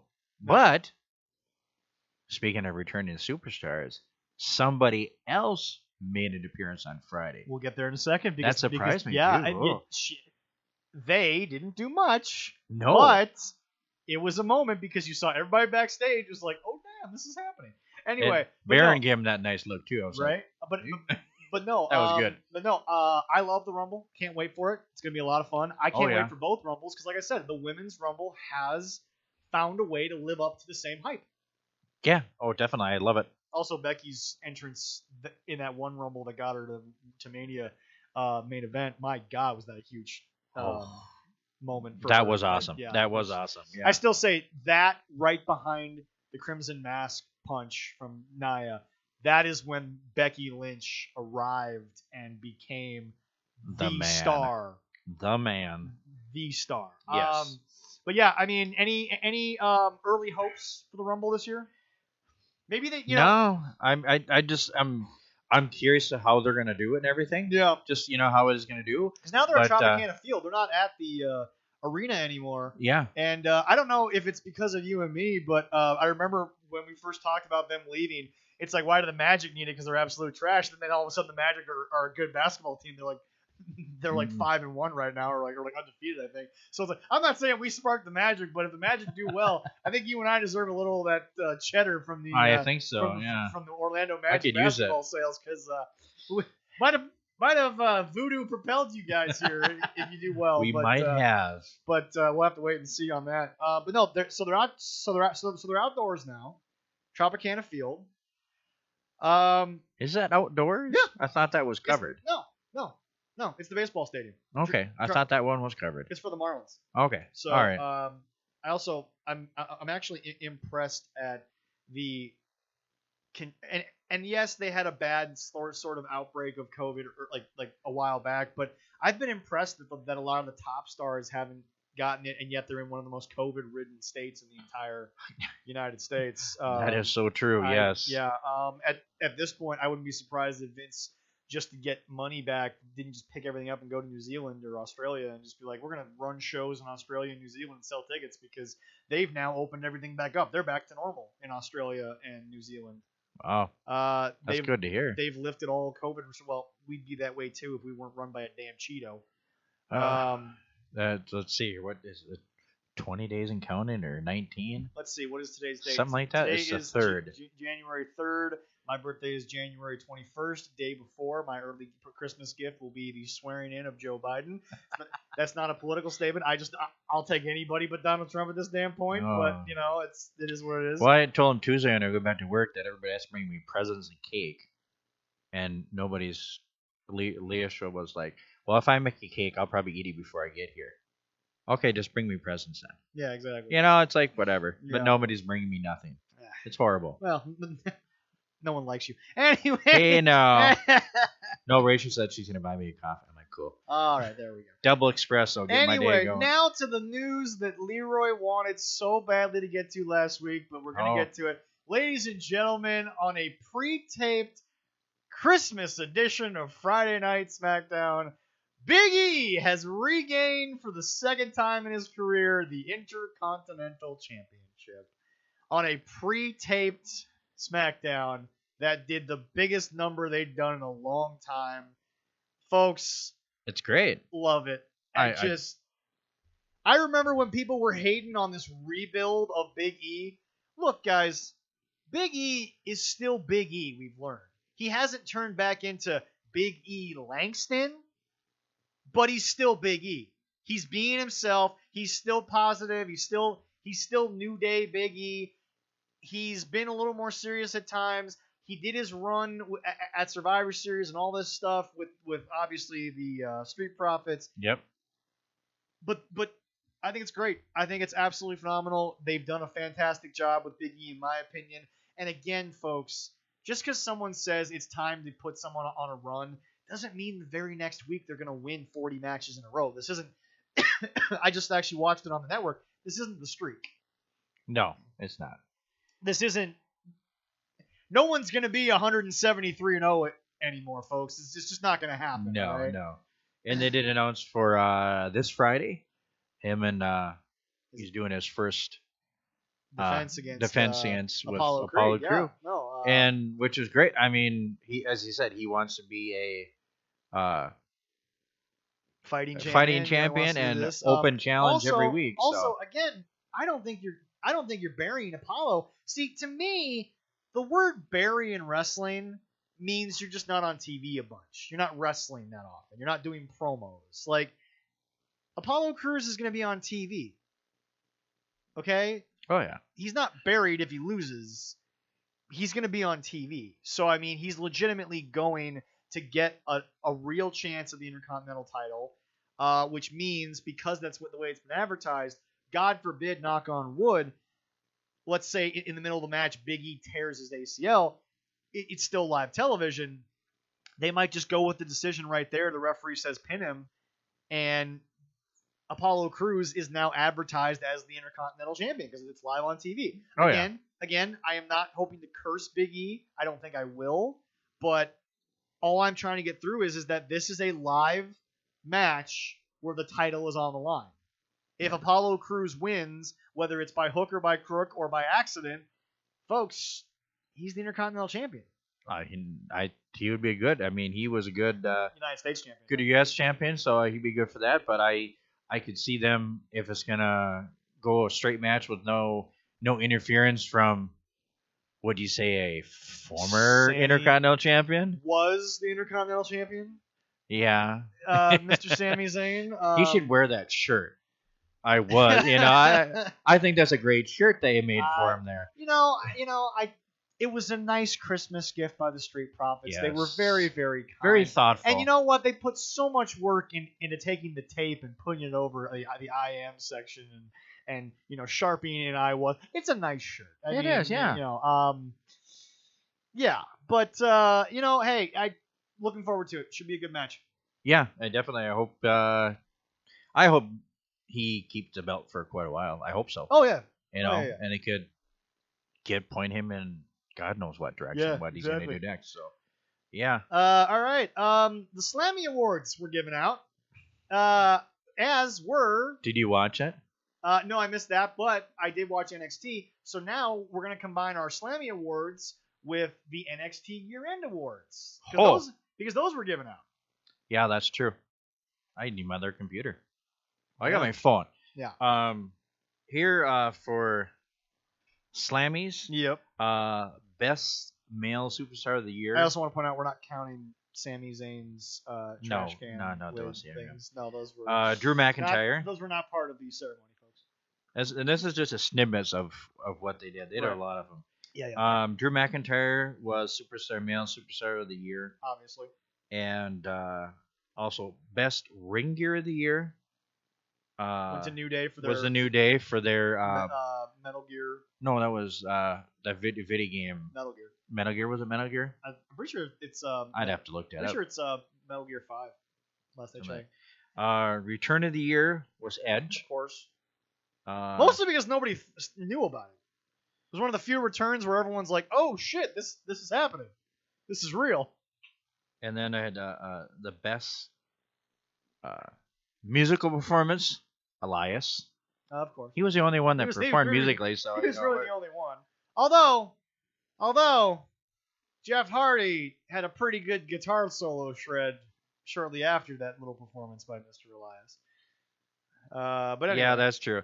Let's see here. Oh no, I get quite a few of them on here. All right. Let's see here. Rival of the Year. I didn't think they would win this, but it was Edge and Randy. I thought it would have been Bailey Sasha. It was so personal, though. Yeah. Let's talk about that for just a second. It was so freaking personal, and it was so real, and it was so well put together, and you had the Beth factor, and it was just you brought the kids up, and you had matches that were good, and Taker even said it. The greatest match of all time that wasn't really that went 60 minutes. They still told a good story, and it was still wrestling. Yeah, and the thing when that surprised me about them winning is that happened at the beginning of the year, Right? And Bailey and Sasha Was the whole summer basically? It was a whole summer, and it just kind of ended Yeah. before this going. So I Yeah. was like, oh, Really well done. yeah. Female superstar of the year, the Boss. The Boss, Sasha. Definitely. Banks. Sasha, in my opinion, has proven even slightly above Bailey. Even though I think I said Bailey was the ultimate MVP of the summer, Sasha was right there. I mean, those two are both 1 and 1A for MVP of, I would say, just 2020. Yeah, and Street Profits got 2. Right. They got tag team, and also breakout star of the year. I mean, for two guys who are in something that Vince McMahon doesn't like anymore, they were on all the shows. They got all the segments. They were entertaining. And then we got male trash talker and female trash talker of the year. The Hurt Business got the male. Yeah. Lacey got the female. Yes. Lacey has brought a nice, good old Southern charm to things. It's a super elegant, polite way of telling you to go fuck yourself. And the Hurt Business, and again, you and I talked about this with Jesse. The Hurt Business, they're a black group that is being presented in a way that we've never really seen black groups. New Day's funny. The Nation was more Black Panther. And these guys are just corporate America business insulting. I mean, it's a very unique way to present an African. And again, folks, for anyone out there who might sit here and think otherwise, Jesse and I talked about it with Leroy, and we talked about it off mic. It is different in the wrestling business to show African Americans the way the Hurt Business has. It hasn't really been because even corporate Rock, it was just kind of throwing the rock with the corporation. Rock didn't start putting on a $3,000 suit and all of a sudden going to a business meeting. It was still the Rock. It was just corporate Rock.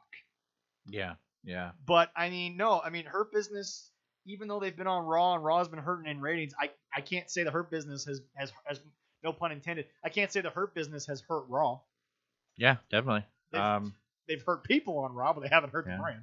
And then when I watch it, we have the best social media superstar, and the best double cross of the year was given to Bailey. Yes. For her crossover, and she was. Did she win best social media too? She did. She won cool. both of those, Yeah. And she thought, well, I won 2. She should have won the female superstar, and she did that, but she's going with her character, which is great. Yeah, no, it's fantastic. Then we have, and that's the thing, folks. For someone who's wondering why would you talk about the whole black thing, but then skip over Bailey, we've proven on this show we're not going to say much when people are just doing a really good job of something.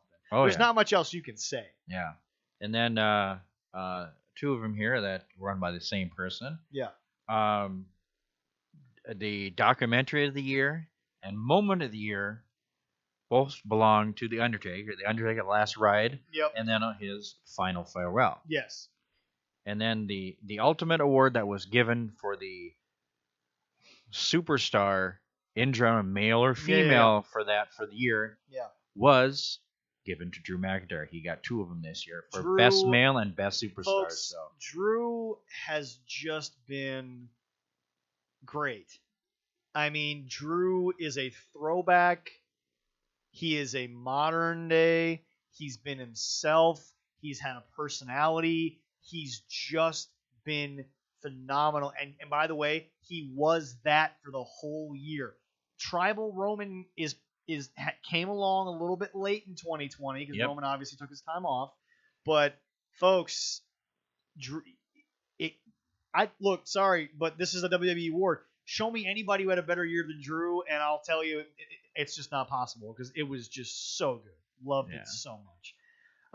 For the NXT End of the Year awards, interestingly enough, the overall star was the female star of the year, Io Shirai. Yes. And folks, I have praised Io Shirai from the get-go. Her in-ring work is impeccable. She came up with a very darker version of herself. It's going to be very good. Really looking forward to it. Also, on the NXT note, Leroy, we forgot to mention for New Year's Evil, something is going to happen with Xia Li and Boa, who I think have had some of the best vignettes of the year. And with the way that they've been presented in those vignettes, I think we might actually get I'm hoping Xia Li gets a bit of a run to maybe really being a female star because I think she has all the physical tools. Boa, I think, is going to come back in a much different way. But, maybe next year's awards could be Boa and Xia Li for how much money they put into those vignettes they've done of them. Definitely. Well, I popped up some of the. Do you want any of the winners or anything? Well, NXT, okay, so obviously. What one do you want to know? Well, obviously, match of the year was Finn and Kyle. They also helped use that as an amazing way to do things. I wasn't a fan of Austin Theory winning. I think they played it off really well in the match. I'm not a huge fan of Austin Theory and Indy Hartwell being like the kids of the Gargano way. But yeah. But hey, you know it's what? It's working. Well, no, and that's the crazy thing.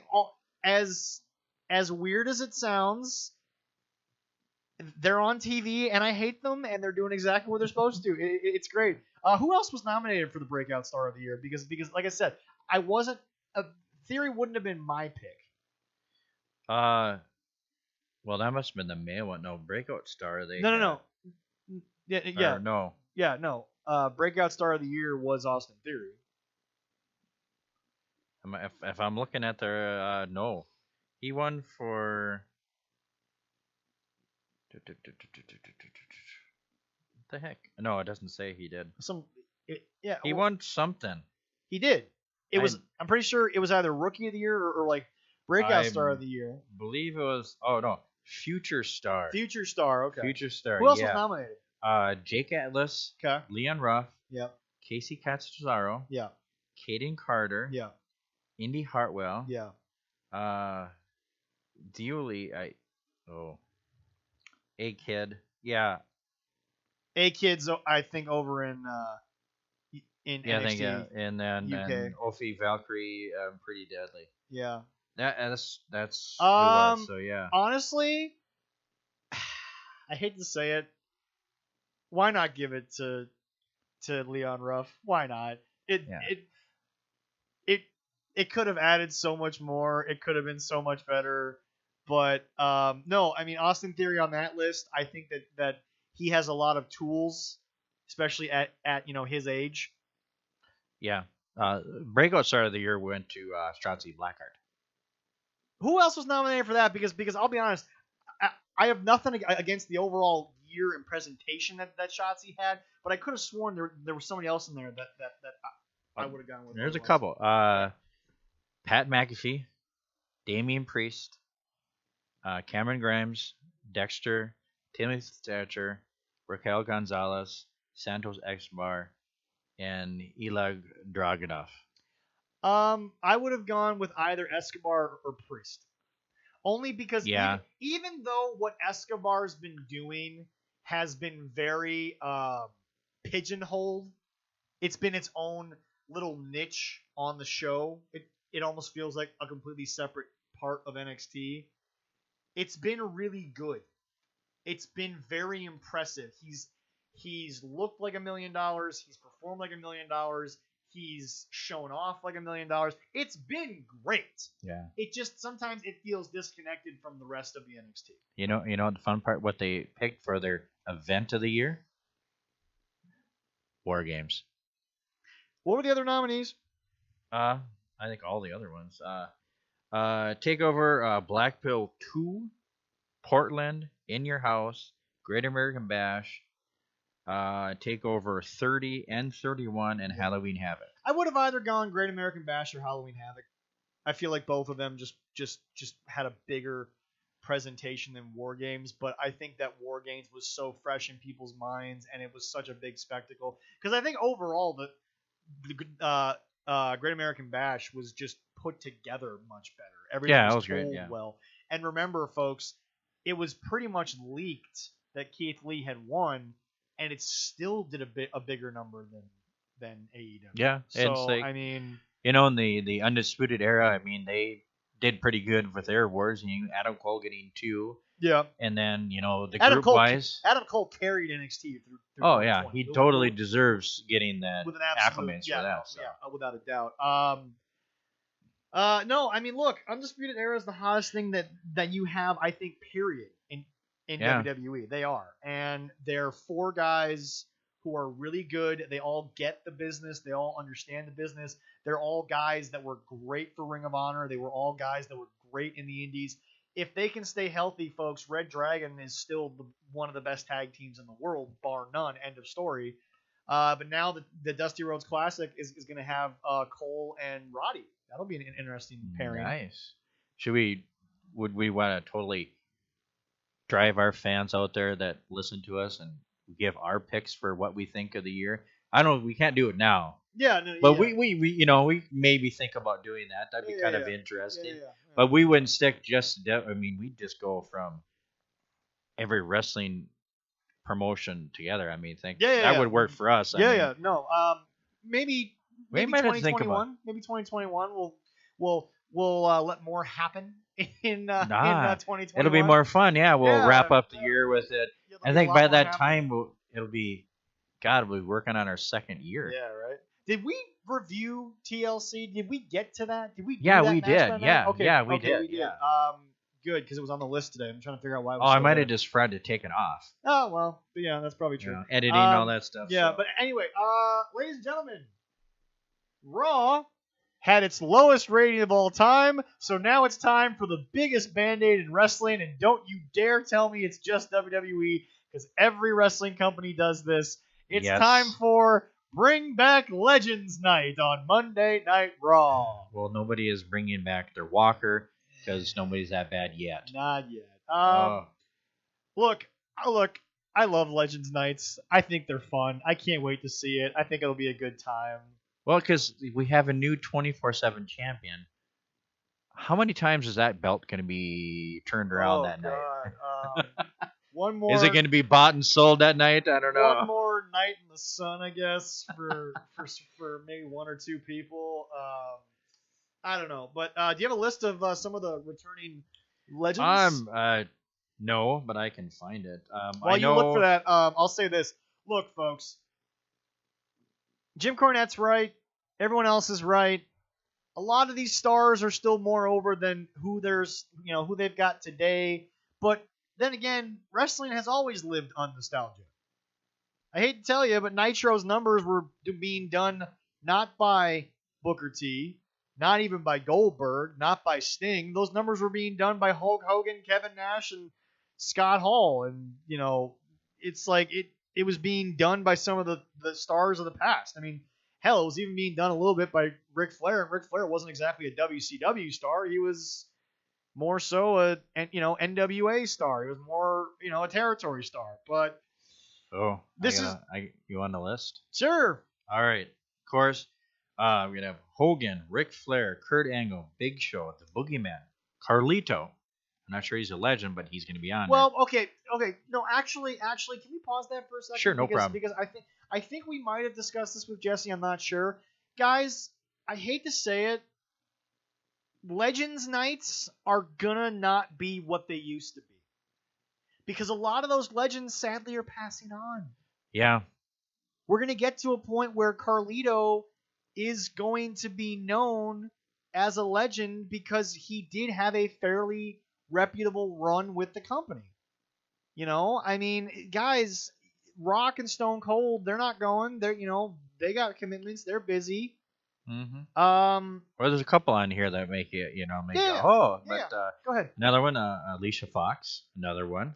Okay, Alicia did not get the credit Yeah. for how good she actually was in the ring. She was great. And part of that might have been because she was gimmicked out to being such a crazy person, but boy did she do crazy well. I was always entertained by Alicia Fox's crazy.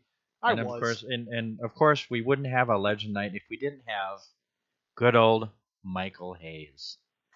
He's there all the time. Ladies and gentlemen, Gotta love Michael. I love Hayes. me some Freebird. I really do. Damn right. And then we got Mark Henry, Hillbilly Jim, IRS, Ivory, Jacqueline, Jeff Jarrett. Now, and we'll see if this actually Melina, even though rumored she was going to be on a different time, let's see if she's going to be on for this time. Yeah. Sergeant Slaughter, Tatanka, Tori Wilson. Kind of love seeing her again. Oof. The All-American girl. Yeah. Mickey James, who's still wrestling. That's fun. And good old Teddy Long. Teddy will never get... Is Teddy in the Hall of Fame? I forget. Yes. He is. Yes. Okay, good. But Teddy, I think, will never get a lot of the credit for a lot of what he did. And I know people forget that when when JBL was champion, he and Teddy Long were maybe one of the best rivalries going. Yes. Which is hilarious because remember when Teddy Long came back to SmackDown and JBL just took off the headset, grabbed the cowboy hat and strutted his way to say hi to his old boy Teddy. Teddy Long is one of those guys that was there for a lot of things. Oh, he did a lot. People forgot that he was actually the guy from Mark Jindrak. People completely forgot that. I think people don't realize, too, that he was a ref for a while, too. He was, yeah. No, I mean, he drove, obviously, with Godfather, Ron Simmons, and JBL. I mean, obviously, JBL's told some stories. Oh, God. But no, Teddy is a guy that... Teddy always had fun. When he was the general manager of SmackDown, that was one of SmackDown's best runs. I don't care what anybody says. It was so good. I mean, yeah, he kind of got labeled as the guy who always made a tag team match out of everything or said you're going to go one-on-one with The Undertaker no matter what. It's like... Well, somebody even joked about that Friday on SmackDown. Was Teddy Long in the back room on that show? Yeah, right?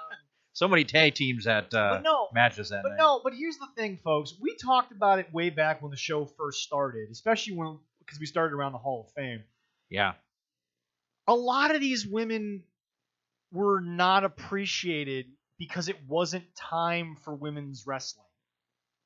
Okay? Like, I hate to say it, but what Charlotte and Becky and Sasha and Bayley did for the women's revolution, Tori, Ivory, Molly Holly, Lita, Trish, they all set the groundwork for it, but they also did just as much for women's wrestling in the era that they were in. I am not saying that the four horsewomen of today didn't elevate women's wrestling, but I hate to say it. I think if you took the women of the Ruthless Aggression era and you literally flip-flopped them with the women's revolution women, I actually think the Ruthless Aggression women survive in this era more than the women of this era survived then because folks, I hate to say it. Charlotte, maybe a little different because of the blonde hair, but Becky, Bayley, Sasha, they don't look like Tori Wilson. They don't look like Lita. They don't look like Trish. You had to get through wrestling eras where they were a sex symbol. I'm sorry, they were. Bikini contests were the nature of what they did. That happened quite often. Yes. Depending on the holiday. Yes. And they would do a bikini contest in California, and I'm like, There's 18 inches of snow outside where I am, but okay, I ain't gonna complain. Whatever. The King's in there with a mic with the puppies. But I'm not saying that Sasha, Bailey, and Becky and Charlotte aren't talented. That's not what I'm saying. What I'm saying is I don't know if they could handle being sexualized as much as those girls were. Nah, I don't think so. Only because I think there's so much more of they're so much more athletically gifted in an era where athleticism matters. But I hate to say it, the way that those girls now they are beautiful young ladies, absolutely gorgeous. Okay, but yes, the looks were not going to be the same in the ruthless aggression days as they are now. Becky was never going to be as much of a star to the point where her leaving on pregnancy not only hit us all in the heart, but made us all miss her performance. Yeah, nobody would have because okay, let's just say this. Let's say it's the ruthless aggression era. We're doing the podcast. Becky gets pregnant. Becky's off. Becky announces it's probably in some goofed up Seth's scandal thing and yada yada. But anyway, Becky announces she's pregnant. It might be a fun moment, yada yada. But the very next week, she's probably replaced by Dana Brooke. No offense to Dana, but that's how the ruthless aggression era would have gone. They would have replaced you with any other woman on the roster, and nobody would have cared. Yeah. Becky Lynch doesn't get that send off if it's the ruthless aggression era. She's just not. No. Not that Becky's not a star. Not that Becky isn't the biggest thing since Stone Cold, and she is. Don't freaking at me at that. Oh yeah. But it was just again a different era. Yeah. No, I think right now, I mean, I appreciated the performers back then the way they were, and I appreciate the way they are now. I mean, they're more athletic. I enjoy that, but seeing that, and then I see their athletic first, and then I see their beauty second. Right. Which was the is opposite great in the ruthless aggression era. Yeah, I was like, oh yeah. But again, I still think because they were that good, I still think Tori would have found a way to do things, even though she wasn't the most wrestling gifted. Tori would have found a way up. Yep. Ivory was obviously very talented. Ivory found her way through many different eras. But Trish and Lita, they would be Charlotte and Becky. They would be. It would be, yes, definitely. It would be that big. Yeah. If not, maybe a little bigger because Trish and Lita were just. No offense to Becky and Charlotte, but I think that Trish and Lita, because of the era, and you and I talked earlier, wrapping back in how TV has changed, they were just so much more real. Yeah. They were. I'm not saying Becky's fake. I'm not saying Charlotte's fake. But they have a public image now. They have certain things. They didn't give a rat's hairy ass what Trish Stratus's public image was back in the ruthless aggression era. I'm very surprised that Lita's name has not been put on there for she might show up. I can understand Trish not being there because she's in Canada. Yeah. But I'm like, Didn't Lita have a recent falling out with them or something? I don't know. I don't think so. Okay. But I mean, that's just a general list they put out right away. Right. Yeah. I mean, it's gonna, we all know that they're gonna have certain legends, and then they're gonna throw a surprise or two in. We all know that's gonna happen. Oh yeah, they got to put. You always announce Hulk Hogan because remember, folks, Hulk Hogan was never somebody that, oh my God, it's Hulk Hogan. That this is a surprise. You always, I think the only time he's done that in a long time was when he came out to save Shawn from Muhammad Hassan and Daivari. But folks, Hulk Hogan is someone you announce because he's going to bring in ratings because he's the anticipated juggernaut of Celebration. I mean, that's just what it is. And even if you don't have somebody that's not a wrestling fan and watch it all the time, they know who Hulk they Hogan might pop over and tune in because hey, Hogan's on there. Yeah, Ric Flair. They just might. Yeah. Which is a good thing. Good for ratings, stuff like that. We'll see. I don't think they're gonna have SmackDown numbers for the Legend show. No. But it'll be a good. That'd be a good boost in the rating for him, I think. Probably. And I'm actually really looking forward to it because, like I said, I am one of those wrestling fans who refuses to deny. I love nostalgia. I do. Oh God, yes. It's fun for me.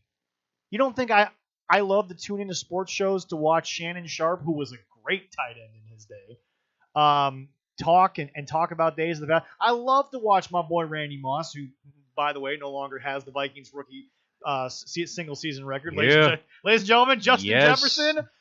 Sorry to all of our Philly boys out there, but y'all got Jalen Reagor and we got Justin Jefferson. But he became the highest most yards for a rookie wide receiver since in NFL history. Since 1970. Yes, since 1970. I think it was 207 to break the all-time record, but like that was way back in the day. Well, Antoine Baldwin had that. Anquan Boldin had since for the rookie. 1970. So that'd be the merger. Yeah, something like that. So that'd be since the merger. So, Yeah. But anyway, no, love my Philly boys, but y'all can keep Jalen Reagor. We'll take. We'll take JJ. Jefferson. We'll take JJ Oh, yeah. all day. But Legends too. I mean, when we were at that one show, we were asked to help. I mean, I'm standing there. I wasn't next to the $1 Million Man's table. He was right over here. But standing in front of me was Hacksaw Jim Duggan. Right next to him, Sergeant Slaughter. You know, it's funny. Wow. You might have been more of a wide-eyed kid than me that day. Yeah. You don't get me wrong. No. I was nervous as hell because I'm standing next to these guys. I know. But at the same time, I could tell you were geeking out a hell of a lot more than I was. I know. And they looked at me as a non-busy moment. He's like, "You want to get a picture with him?" Yeah. Yes. Come on, Hacksaw. And I got a picture with Hacksaw. And I got an autograph for my son from Hacksaw. Yep. I mean, I was just little kid in yeah. a candy store right there saying, "Oh my God, these guys." Yeah. I wish that, and this is my diatribe against modern wrestling fans. I really wish that the modern wrestling fan could just admit that, yeah, he's old. Yeah, he can't be the same force he used to be. But folks, if you're telling me Goldberg doesn't still make people chant Goldberg, you're an idiot. You're absolutely kidding yourself. You have no business in sitting here talking wrestling if you're going to sit there and say Goldberg can't turn the needle anymore. Yes, he can. Yeah, he can. Yeah, Well, he can. Even the time we got that picture with the Nasty Boys up at. Oh God, that was so much fun. That was great, but we scraped together the money for that photo too. we did, and they grabbed your kid, by the way. yeah, we had him, and who put him up there. We were watching something, all of a sudden, boom, they were on the show, and Edmund goes, "Hey, we took a picture with those guys." Yeah. That's pretty good that he remembers. Like, yeah, we took a picture. Maybe it was because it was with me. And the Nasty But Boys, it's great. And you know what's interesting is the Nasty Boys might be called the Nasty Boys, and I'll be honest, because you and I both watched a lot of them. They were the Nasty Boys. They are who they are. But they were so nice. They were so cool. They came out in the intermission and said, "Hey, make sure you bring the kids up." I mean, they were so gracious. Oh yeah, they go. They put us here and there, and they made sure they picked up Evan, and I think he sat on the ring. He sat on the ring in between them and everything. I'm like, yeah, it was a great experience for him. I still think he enjoyed the BJ Seaster moment a little more. I think he just had so much fun being able to be there, CJ in the ropes and everything, or that was Donovan. I think it was. Donovan, yeah. But yeah, no, but I mean, it's just I love when the kids do it. I love when everyone's so cool about it. But no, I still think the modern wrestling fan needs to understand. Wrestling is always going to need the past. Yes. No matter what. And the biggest problem is that they try so hard to be like, we don't need a Pat Patterson to tell us what to do. We don't need a Chris Jericho's mindset. No, you kind of do. You kind of do to a point where, again, you and I have said this 1,000 times, and Jim Cornette sadly gets pigeonholed by a lot of modern fans for it. The idea of how to get a wrestler over, it's still the same. It hasn't changed. Because, and proof is in the pudding, all the ways that AEW has supposedly gotten their guys over, they're no more over than they were when Dynamite first started. And now, no, they're not. And now, supposedly, they're about to become AEW Elevation, which is going to be the second show going there. And I the only positive thing I saw from that is because they're only using a certain certain amount of. Please tell me it's going to be more like Dark. Maybe it will, but For Dynamite, the only and I've been watching it recently. They only feature a certain amount of stars, and they say this one will be able to feature more stars that they're not using. But That's a good thing. But Leroy, the problem is that Yes. SmackDown, when SmackDown was beating Raw in ratings, ticket sales, merchandise sales, all that kind of stuff, they had John Cena. Yeah. They had JBL. They had enough star power on the mid card and the lower card to where they could go and they could do things. We don't even care about the mid card on AEW now. Yeah, it'll be interesting to see. What the hell is Dynamite going to do without the best friends having a 25-minute match if they're just going to have a match on Elevation? But here's the deal. Let's take the top 5 things in AEW. Cody, the Elite. We're gonna lump them together. Yeah. Cody, the Elite, Orange Cassidy, the best friends, and we'll say the Dark Order for right now. Yeah. Which I think is maybe going to become a little more serious after Brodie Lee's passing. Who knows? We'll see how that goes. Okay, but anyway, and actually, you know what? No offense, to Dark Order, but just the way things have been going, I'm going to put Team Taz as sort of like a 5A 5B to that. There you go. So, yeah. Okay. Let's say 6 things for an even number. You got to put 3 of those on Elevation, which I think is the name. I think it's something like that. Yeah. Elevation or Evolve or no, you can't use Evolve. Yeah, it's Elevation. Elevation. At least reportedly that's their new show. Yeah. But Leroy, okay, so Team Taz, and all right. So let's say Team Taz and the best friends go to Elevation. What else did I say besides the Elite, Cody, Orange Cassidy? Okay. Yeah. But now, okay, they've been dealing with Cody, but Cody's Dynamite. Team Taz is now gone from Dynamite. Okay, so hold on a sec. Okay, so we're gonna write this down. I said number 1 was Cody. Yep. 2 was the Elite. We're putting them all together. Yep. 3, did I say best friends just because they're always on? Yeah, best friends is Orange Cassidy. Yeah, so best friends. 4, I'm gonna put Orange Cassidy separate because he does have the ability to sort of be separate of them. Okay, yeah. And 5, we have Dark Order, and 6 is Team Taz. Yeah. Okay. Okay. So now let's separate 2 things. We got Dynamite and we got Elevation. This is your big TNT slot. Cody and the Elite are clearly going to stay on Dynamite. Yep. That's a given. That would be the given. Yeah, that would be the best thing to do. Yeah. Okay. But now we've got gimmicks and tag teams. Now Cody's been dealing with Team Taz, so based on your booking, I have to put Team Taz on Dynamite. I have no choice. Yeah. So, okay, Team Taz is now still on Dynamite. So we've got Cody, the Elite, and Team Taz on Dynamite. So now Dark Order is going to take Hangman Page because he's involved with them. They're now over on Elevation. And now, based on my math, because we're splitting it down the middle, we got 3 numbers. Now you've got Dark Order, Best Friends, and Orange Cassidy, which are kind of the same together anyway. They're now on Elevation. Are you watching the Dark Order, Best Friends, and Orange Cassidy as your top thing over Cody, the Elite, and Team Taz? No. You're not. No. So, guys, you don't have a John Cena to counteract the Triple H.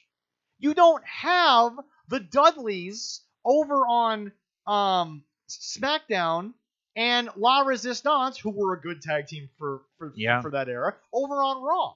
You don't have that. The Best Friends are not the Elite and the Dudleys. They're not. Okay. Yeah. The only one that can come close to be able to do it is Jericho on one and Cody on one. Okay, so you know what? I mean, you know what? Okay, that's the closest thing. Hold on. That's actually fair. So, okay, we're gonna redo this for just half a second here. Let's take out Orange Cassidy and put him with the Best Friends. Okay. And now let's add Inner Circle. Yeah. So now, here's my question. So now the Best Friends and the OC, but we still only have 6 things. So now, does the Inner Circle go to Elevation and become separate from Dynamite? Because they've kind of been their own entity for right now. Yeah. And logically speaking, if you want to have a big name, because Cody, boom, you know Cody. Chris Jericho, boom, you know Chris Jericho. I mean, that's the only thing they could do. But the question is now you're. But okay, so. But if hold on. Okay. Let's go positive for a second. Yeah. Your new Dynamite lineup: Cody, the Elite, which would be obviously Kenny and the Bucks, and Team Taz because they've been dealing with Cody. Yeah. Darby, love you to death, Darby, but you're not a bigger draw than Cody. You're not. It's not happening. No. All of these things on my list, and I'm sorry to the AEW fans. You've proven to me that the best friends in Orange Cassidy get more airtime than Darby Allin. You have. That is a stone cold fact. Mm-hmm. Yeah. That OC, Orange Cassidy, and Best Friends have had more airtime than Darby Allin. Don't at me at that. That's 100% fact. Because the Best Friends were on like the first 8 Dynamites, so I didn't care. Yeah.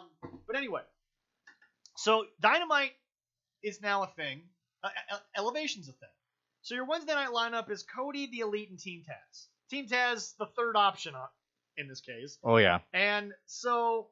Yeah, you've got 3 guys in Team Taz. Maybe Will Hobbs and Ricky Starks take the belts off the Elite, and Kenny can fight with Cage. Although, again, I still don't think Cage is what people think he was. Sorry to our boy Super Beast, who obviously knows Brian Cage personally, but I still think Super Beast is a much more polished character than Cage. I do agree with you there. My opinion, I'm not saying I've watched 1,000 hours of Super Beast and Brian Cage, but from what I've seen, I'll take Super Beast all day. But anyway, so okay, that's your Dynamite lineup. Okay, we'll sprinkle in a little Janela and Sunny Kiss and Archer and blah, yeah. Okay. But now you've got all the major titles are on Dynamite because obviously Darby Allin's going to stay on Dynamite. Yeah. Because he's also working with Sting. Yeah. Now, okay, folks, everyone's like, okay, you got 6 things. Why isn't Sting in there? Because Sting just got there. We're talking about the consistent 6 things you've given me in a year of Dynamite.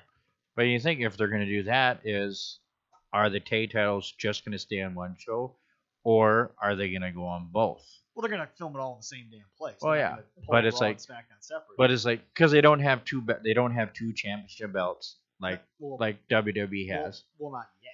And if they feel like they need to do that, they can do that.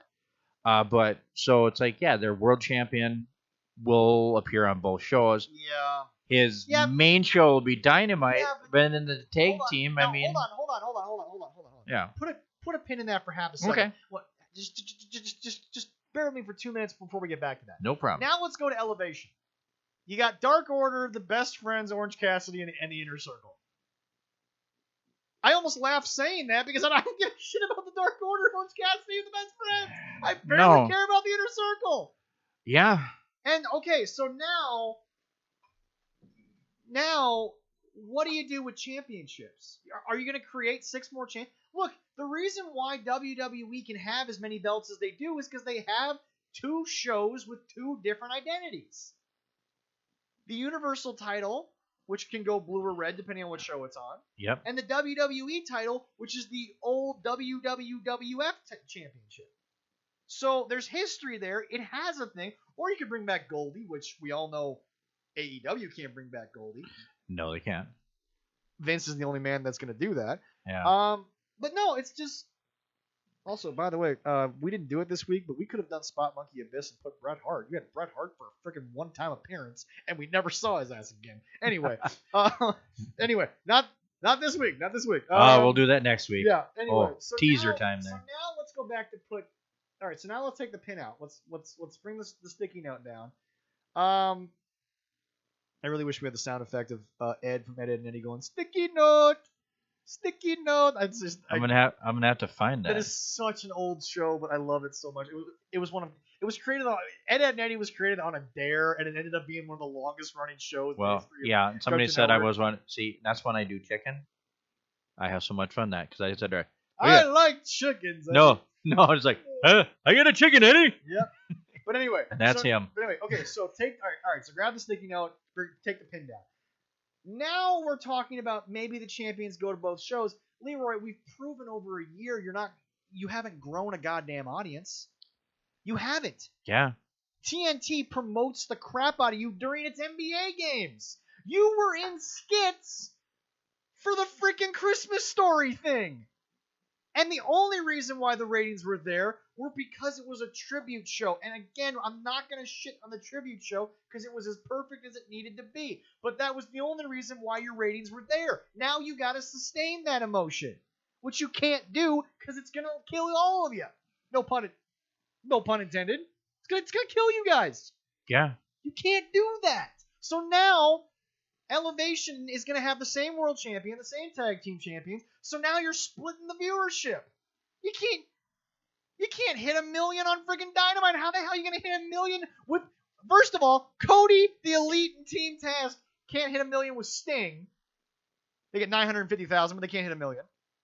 But you're telling me the Dark Order, best friends with Orange Cassidy and the Inner Circle, are going to hit another 800,000. You're going to do 800,000 2 different nights. No, you're not. Yeah. Because guess what? People tune in because we said this from the freaking press conference. What sold everything was the Elite, Jericho, and Pac.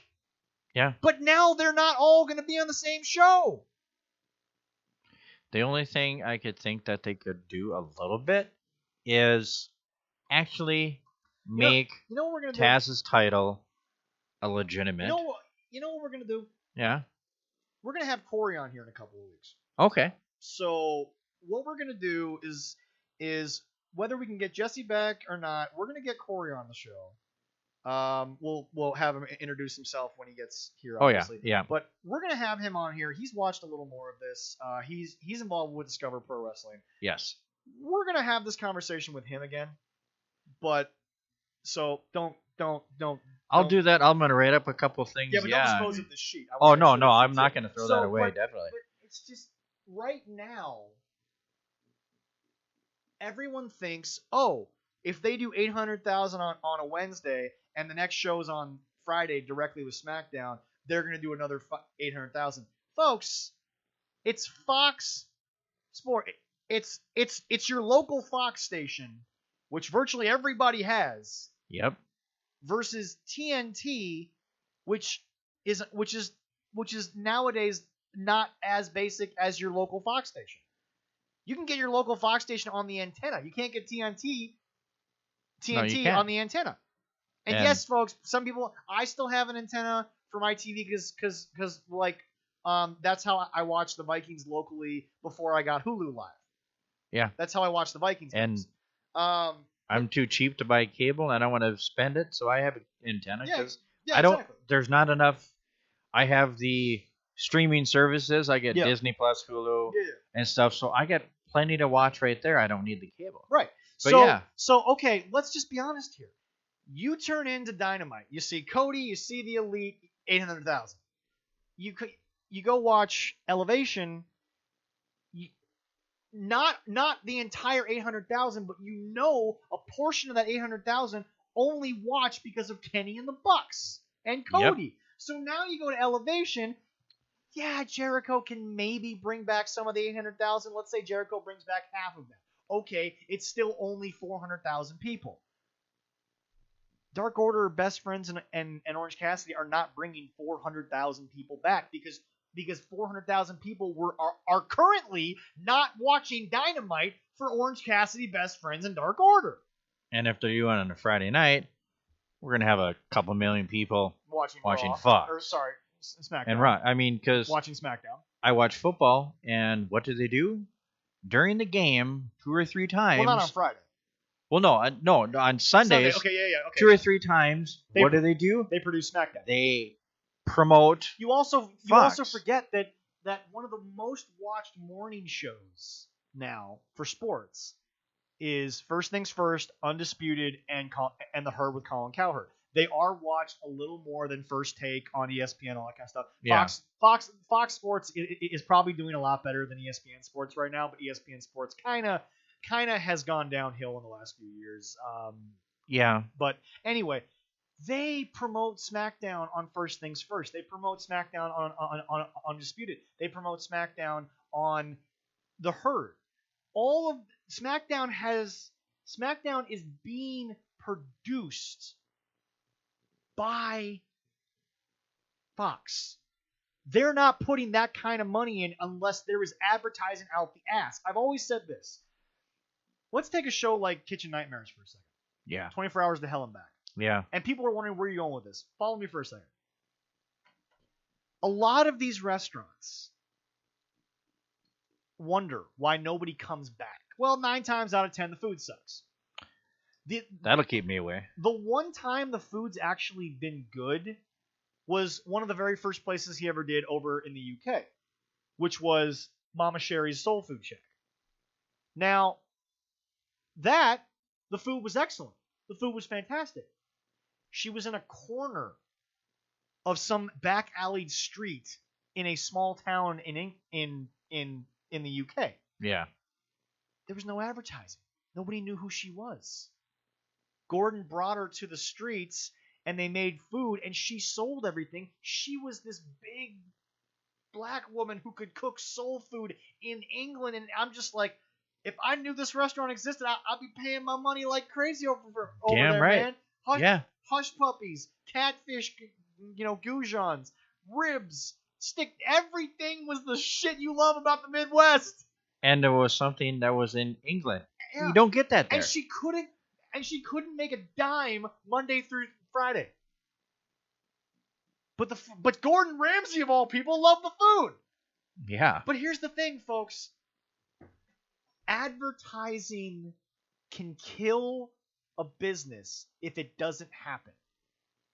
If Leroy and I found one of the, first of all, I don't know if you've ever had Jason's food or I've seen pictures and I drool. Jason understands flavors. I've never had a bad dish from him.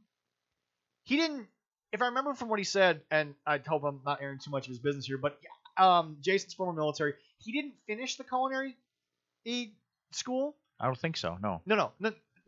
He didn't. No, that's what I'm saying. All right. He didn't. But the way he cooks, the way he brings up recipes, because he's cooked for me and Allison once or twice. You wouldn't know it, but he understands flavor combinations.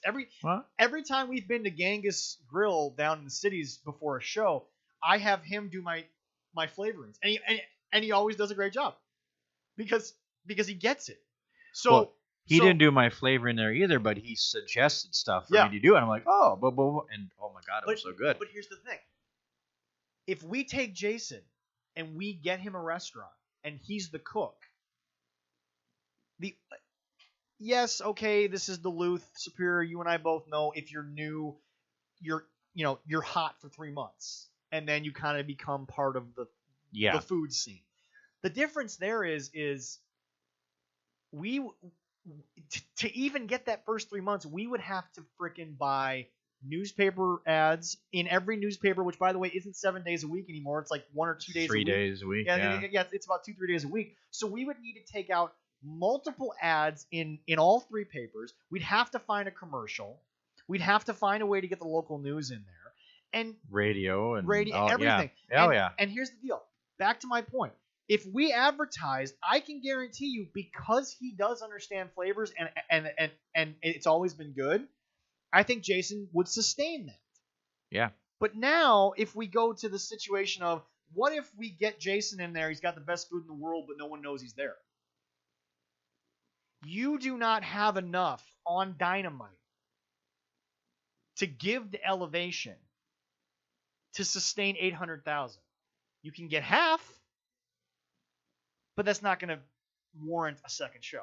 Yeah. Definitely have to get a hold of Jesse and see what we'll see his perspective on that too. Definitely. No. Yeah, definitely. No. Yeah, we definitely got it. I mean, that will be a very interesting. I'm looking forward to Corey's perspective, because obviously Corey's involved with Discover Pro Wrestling. Yeah. So we're have to talk to him about that. But no, look, folks, I'm all for more wrestling. I'm never going to say I'm not. Oh yeah. But business is business, and this show tends to be very realistic when it comes to the business side of things. I don't know. I don't know how you can make Gordon Ramsay also, to go back to this, he's got like 60 restaurants now. Oh, yeah. Close to it. Yeah. He didn't even get his second restaurant until he was booked solid in the first one every night for, I'm pretty sure it was like 2 to 5 years. Okay. Think about that. He was booked solid 365 days. Even on a freaking Monday. He had to see a full booking before he opened another one. And everyone sits there and thinks, wait, the Gordon Ramsay had to wait that long? But he wasn't the Gordon Ramsay yet. That's not what he did. He did one restaurant really well, and then he's like, I can do another one.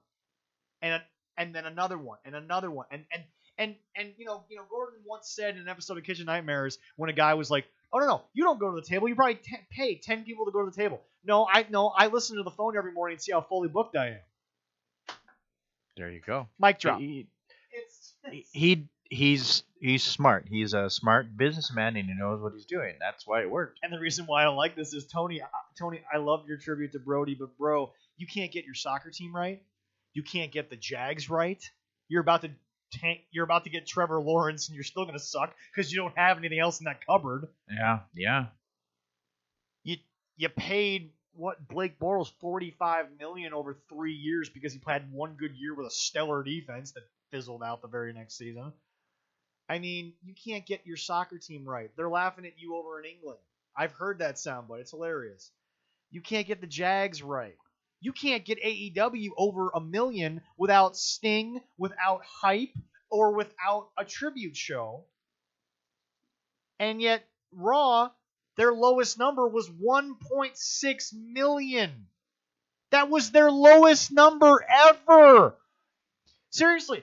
Okay. Another sports analogy, because I'm really into this right now.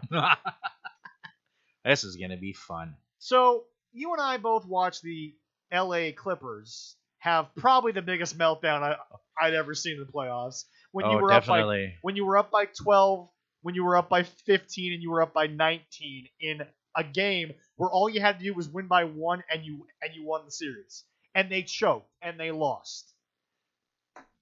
Can you imagine if Michael Jordan had done that? Can you imagine if Oh my God. If the unquestioned leader of the modern era, LeBron James, had done that? Can you imagine if they had done that and lost? What would be said? What people would viscerally destroy them for? Well, in this case, Raw is Michael Jordan, is LeBron, it's Gordon Ramsay. Can you imagine if Raw turned in a 700,000 number?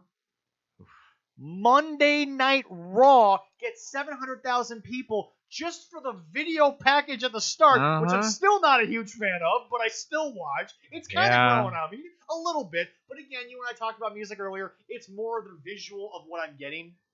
Well, me, that's why I can it's run the in. theme, it's AJ, it's all this stuff. But I can run into the kitchen, grab something to drink or whatever, and I know when it starts, I just jump back in there. But when it was Union Underground, you wanted to hear that shit. Yeah. You wanted when it was Papa Roach, you wanted to see Papa Roach. I got everything before the show started, so I'm exactly. ready to go. But no, it's just, guys, folks. We're gonna talk about this with people who are maybe more a little pro AEW than we are.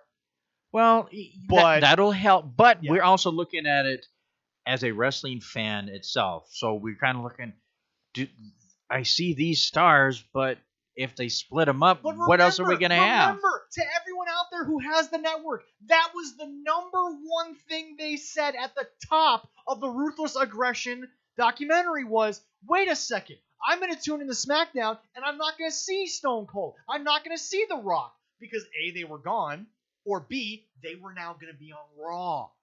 SmackDown, the brand split, everything. The biggest question was, wait a minute, I'm used to seeing this person on Monday. Where are they? Oh, they're on Thursday. Wait, so I have to watch twice now? Or I have to see, or wait, I want Stone Cold on Monday when I was on Thursday. Okay, I'll watch on Thursday. So you're not so now you're not watching on Monday. You're a split viewer. You don't have, number one, there is no star power for a second show. Number No, two, there isn't. Number two, one of the biggest things that everyone rips WWE for is too many belts. Well, guess what? You're going to have to put 3 more belts on Elevation. Yeah. Unless your champions are going to go to both, but then again, you're still splitting the viewership. Unless you're telling me that Kenny and the Bucks and Darby are going to work every show and have a different angle. You can't have this. If Elevation turns into what I think it might be in this scenario is, okay, Kenny's running with Pac. Yeah. So what? That's on Dynamite. Kenny's going to go over to Elevation and all of a sudden he's facing Orange Cassidy for the belt? So 2 guys get the belt, but only one of them can have it? It doesn't make any sense. You can't get one show over 1 million without Sting, and you haven't even been over 1 million with Sting. No, You they can't. have not. You need a tribute show to Brodie, which again was perfect. I'm not here to shit on that show. Or all of the first 3 weeks where the hype was real, you had the stage show, you had the pyro, and then after a month we were like, okay, you have Joey Janela. Mm-hmm. The bad boy.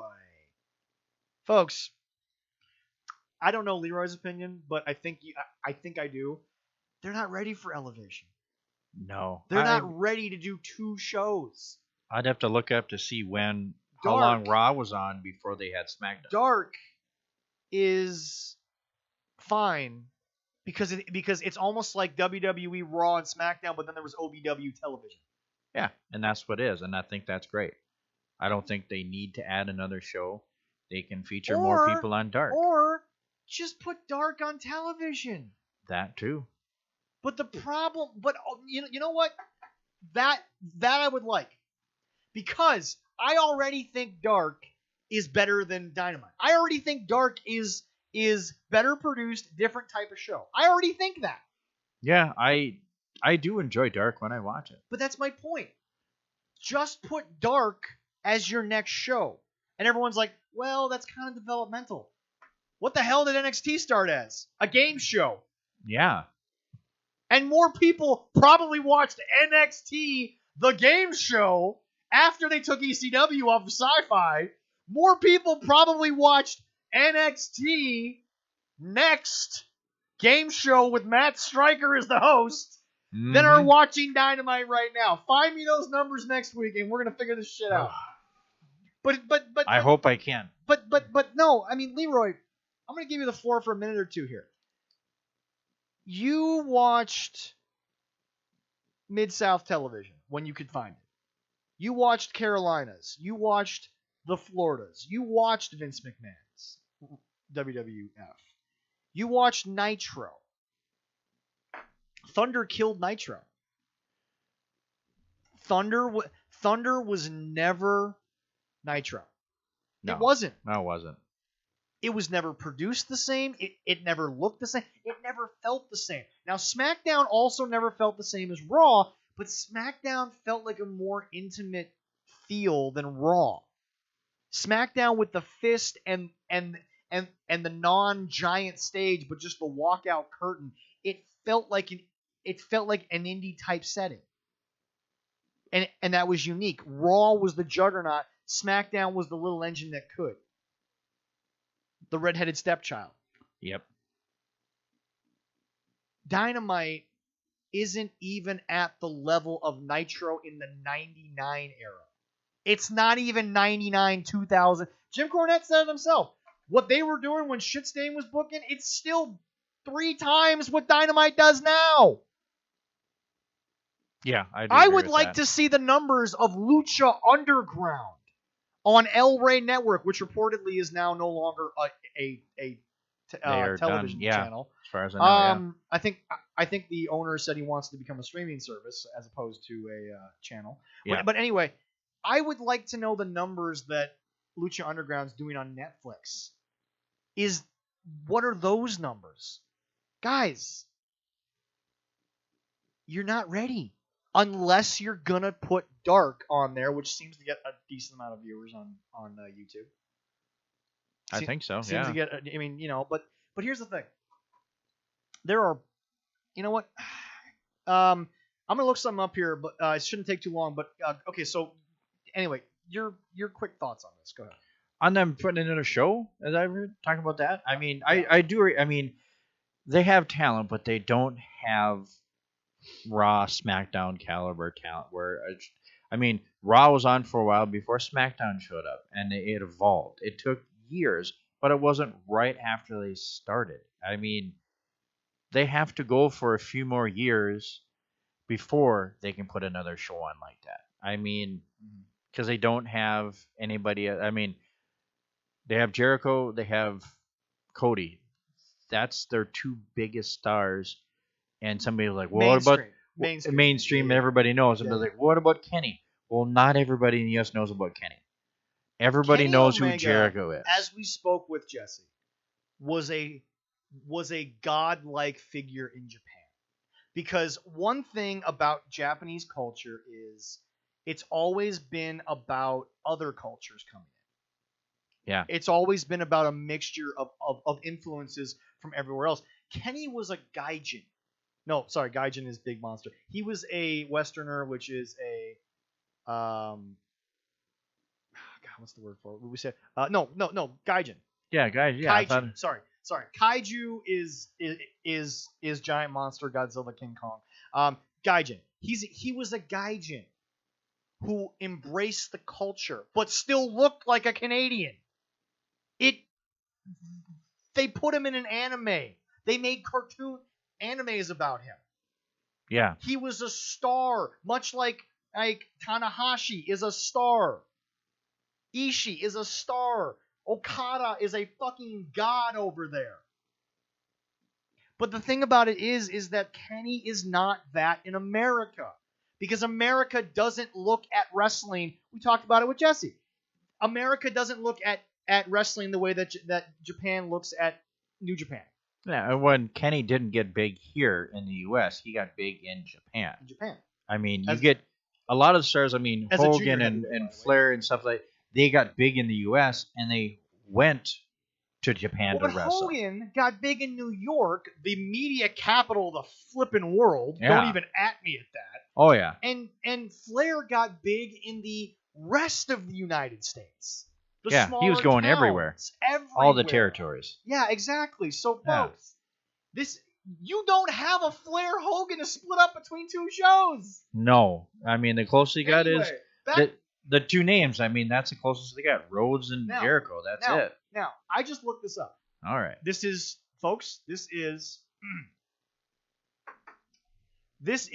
a real number. I am looking at this on my phone right now. Okay. Yes. AEW. YouTube subscribers. Mind you, Dark is on YouTube. Yes. 1.89 million. Really? Wow. But Leroy, those people aren't tuning in to Dynamite. Because if they were, their numbers would be better. You'd be beating Raw. Yeah.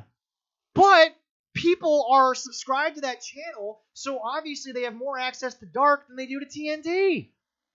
They have better access to the internet to find it. But here's the deal, folks. Markiplier's at like 25 million. Markiplier has a bigger viewpoint than you do. The Game Grumps, who also know Xavier Woods, because hold on. You know what? Let's look up, down, down, shall we? Okay, look at that. Yeah. I'm a subscriber to up, down, down. I am. Well, Jim Cornette has more viewers than Dark. No. But here's the deal. Jim. Every single week when I tune in to Jim's YouTube, not his actual podcasting service, but his YouTube. Yeah. He's gaining almost 1,000 viewers. He is. Every week I check the subscriber list. He keeps going up. He is currently sitting at about 178,000. It's not close to AEW, but as they did the numbers on their show, Jim Cornette does more viewership total in podcast downloads and YouTube views than NXT does. Yeah. So he's close to. So he's second only to AEW. But now we're gonna look up down, down, up, down, down, with Xavier Woods. Great show. 2.24 million subscribers. Holy crap. He by himself, playing Uno with freaking Cole and Claudio, who is Cesaro, and Tyler Breeze. He's got more subscribers than AEW. And the fun part on his video game channel. And the fun part about that, people that watch that, they still watch Raw, they still watch SmackDown, they still watch NXT. Yeah. Not everybody does that for AEW. Numbers are right in front of you. Yeah. You have 1.8 million subscribers. By the way, before Unis Honest got deleted off of YouTube, here's a little YouTube knowledge for folks. Before Unis Honest got deleted, they were damn near 4.9 million. Not 1,000. They had almost 5 million subscribers before they deleted the channel. PewDiePie, whose name, oh my god, how is that taken seriously? He has over 1 billion subscribers on YouTube. Smosh is somewhere in the 27 to 30 million range. And all we want is 100. I'll take it. Yeah. Yeah. But we're simple. Well, Leroy, we have 34. Yeah. That's a good start. Folks, I'm not saying we're anywhere. I know 34 doesn't equal 1.8 million. Oh, no, definitely not. No. But folks, they have our YouTube reach is damn near equal to their wrestling reach. Tell me I'm wrong. Yeah, anybody in the free world, if they really want to punch in it, can find us. Yeah, and not only that, but folks, we gotta get more YouTube content up. Well, I'm working. I got a couple more episodes on there. That's all still in development. But anyway, folks, we're gonna keep these numbers. And we're gonna bring in Corey, and you're probably gonna hear us repeat a lot of these numbers, but it's because I want a third person's view, which is fine. But folks, we've literally sat here, we've crunched these numbers. They're not even at 2 million subscribers on YouTube, but they're supposed to be the internet guys. They're supposed to be the internet darlings. And by the way, I could subscribe to the channel, never watch a video, but I still count as a subscriber. Yeah. So, guys, I mean, Elevation, cool. What are we gonna get? Like 250,000 people to watch on a Thursday night?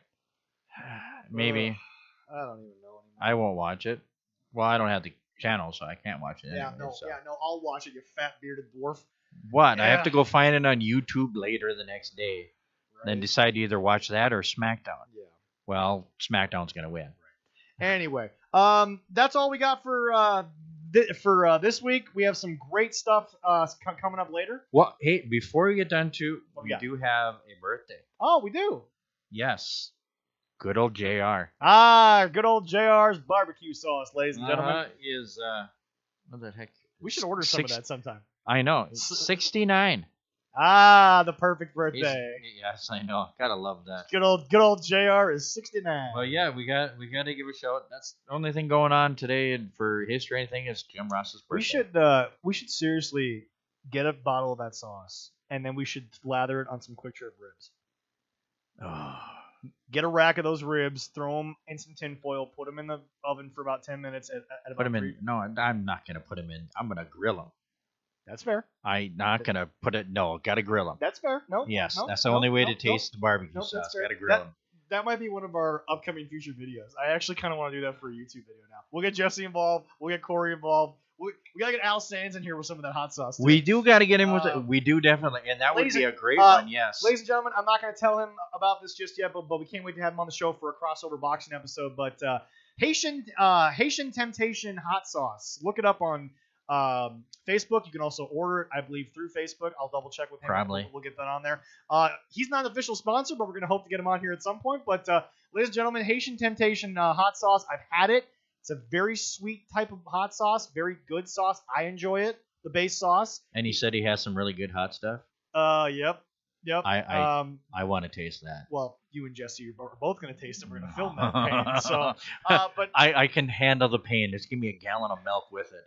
no. Anyway, Damn you! But anyway, ladies and gentlemen, please go find him on Facebook, Haitian Temptation Hot Sauce. You can probably search it through Google and go straight to the Facebook page. Al Sands, local boxer, great guy. I've known him for years. He took this venture, and I'm not a big hot sauce guy. I enjoy his hot sauce. It's got a nice little burn to it. Oh, I love my hot sauce. Yeah, oh, God, it's good stuff. Anyway, so we thank you all for listening. I think we've set the ground for some great future content here when we get some more people on. Yes, definitely. Once again, for me and Leroy, ladies and gentlemen, it's Sunday. You know what that means, and I'm going to leave it there. Thank you all so much.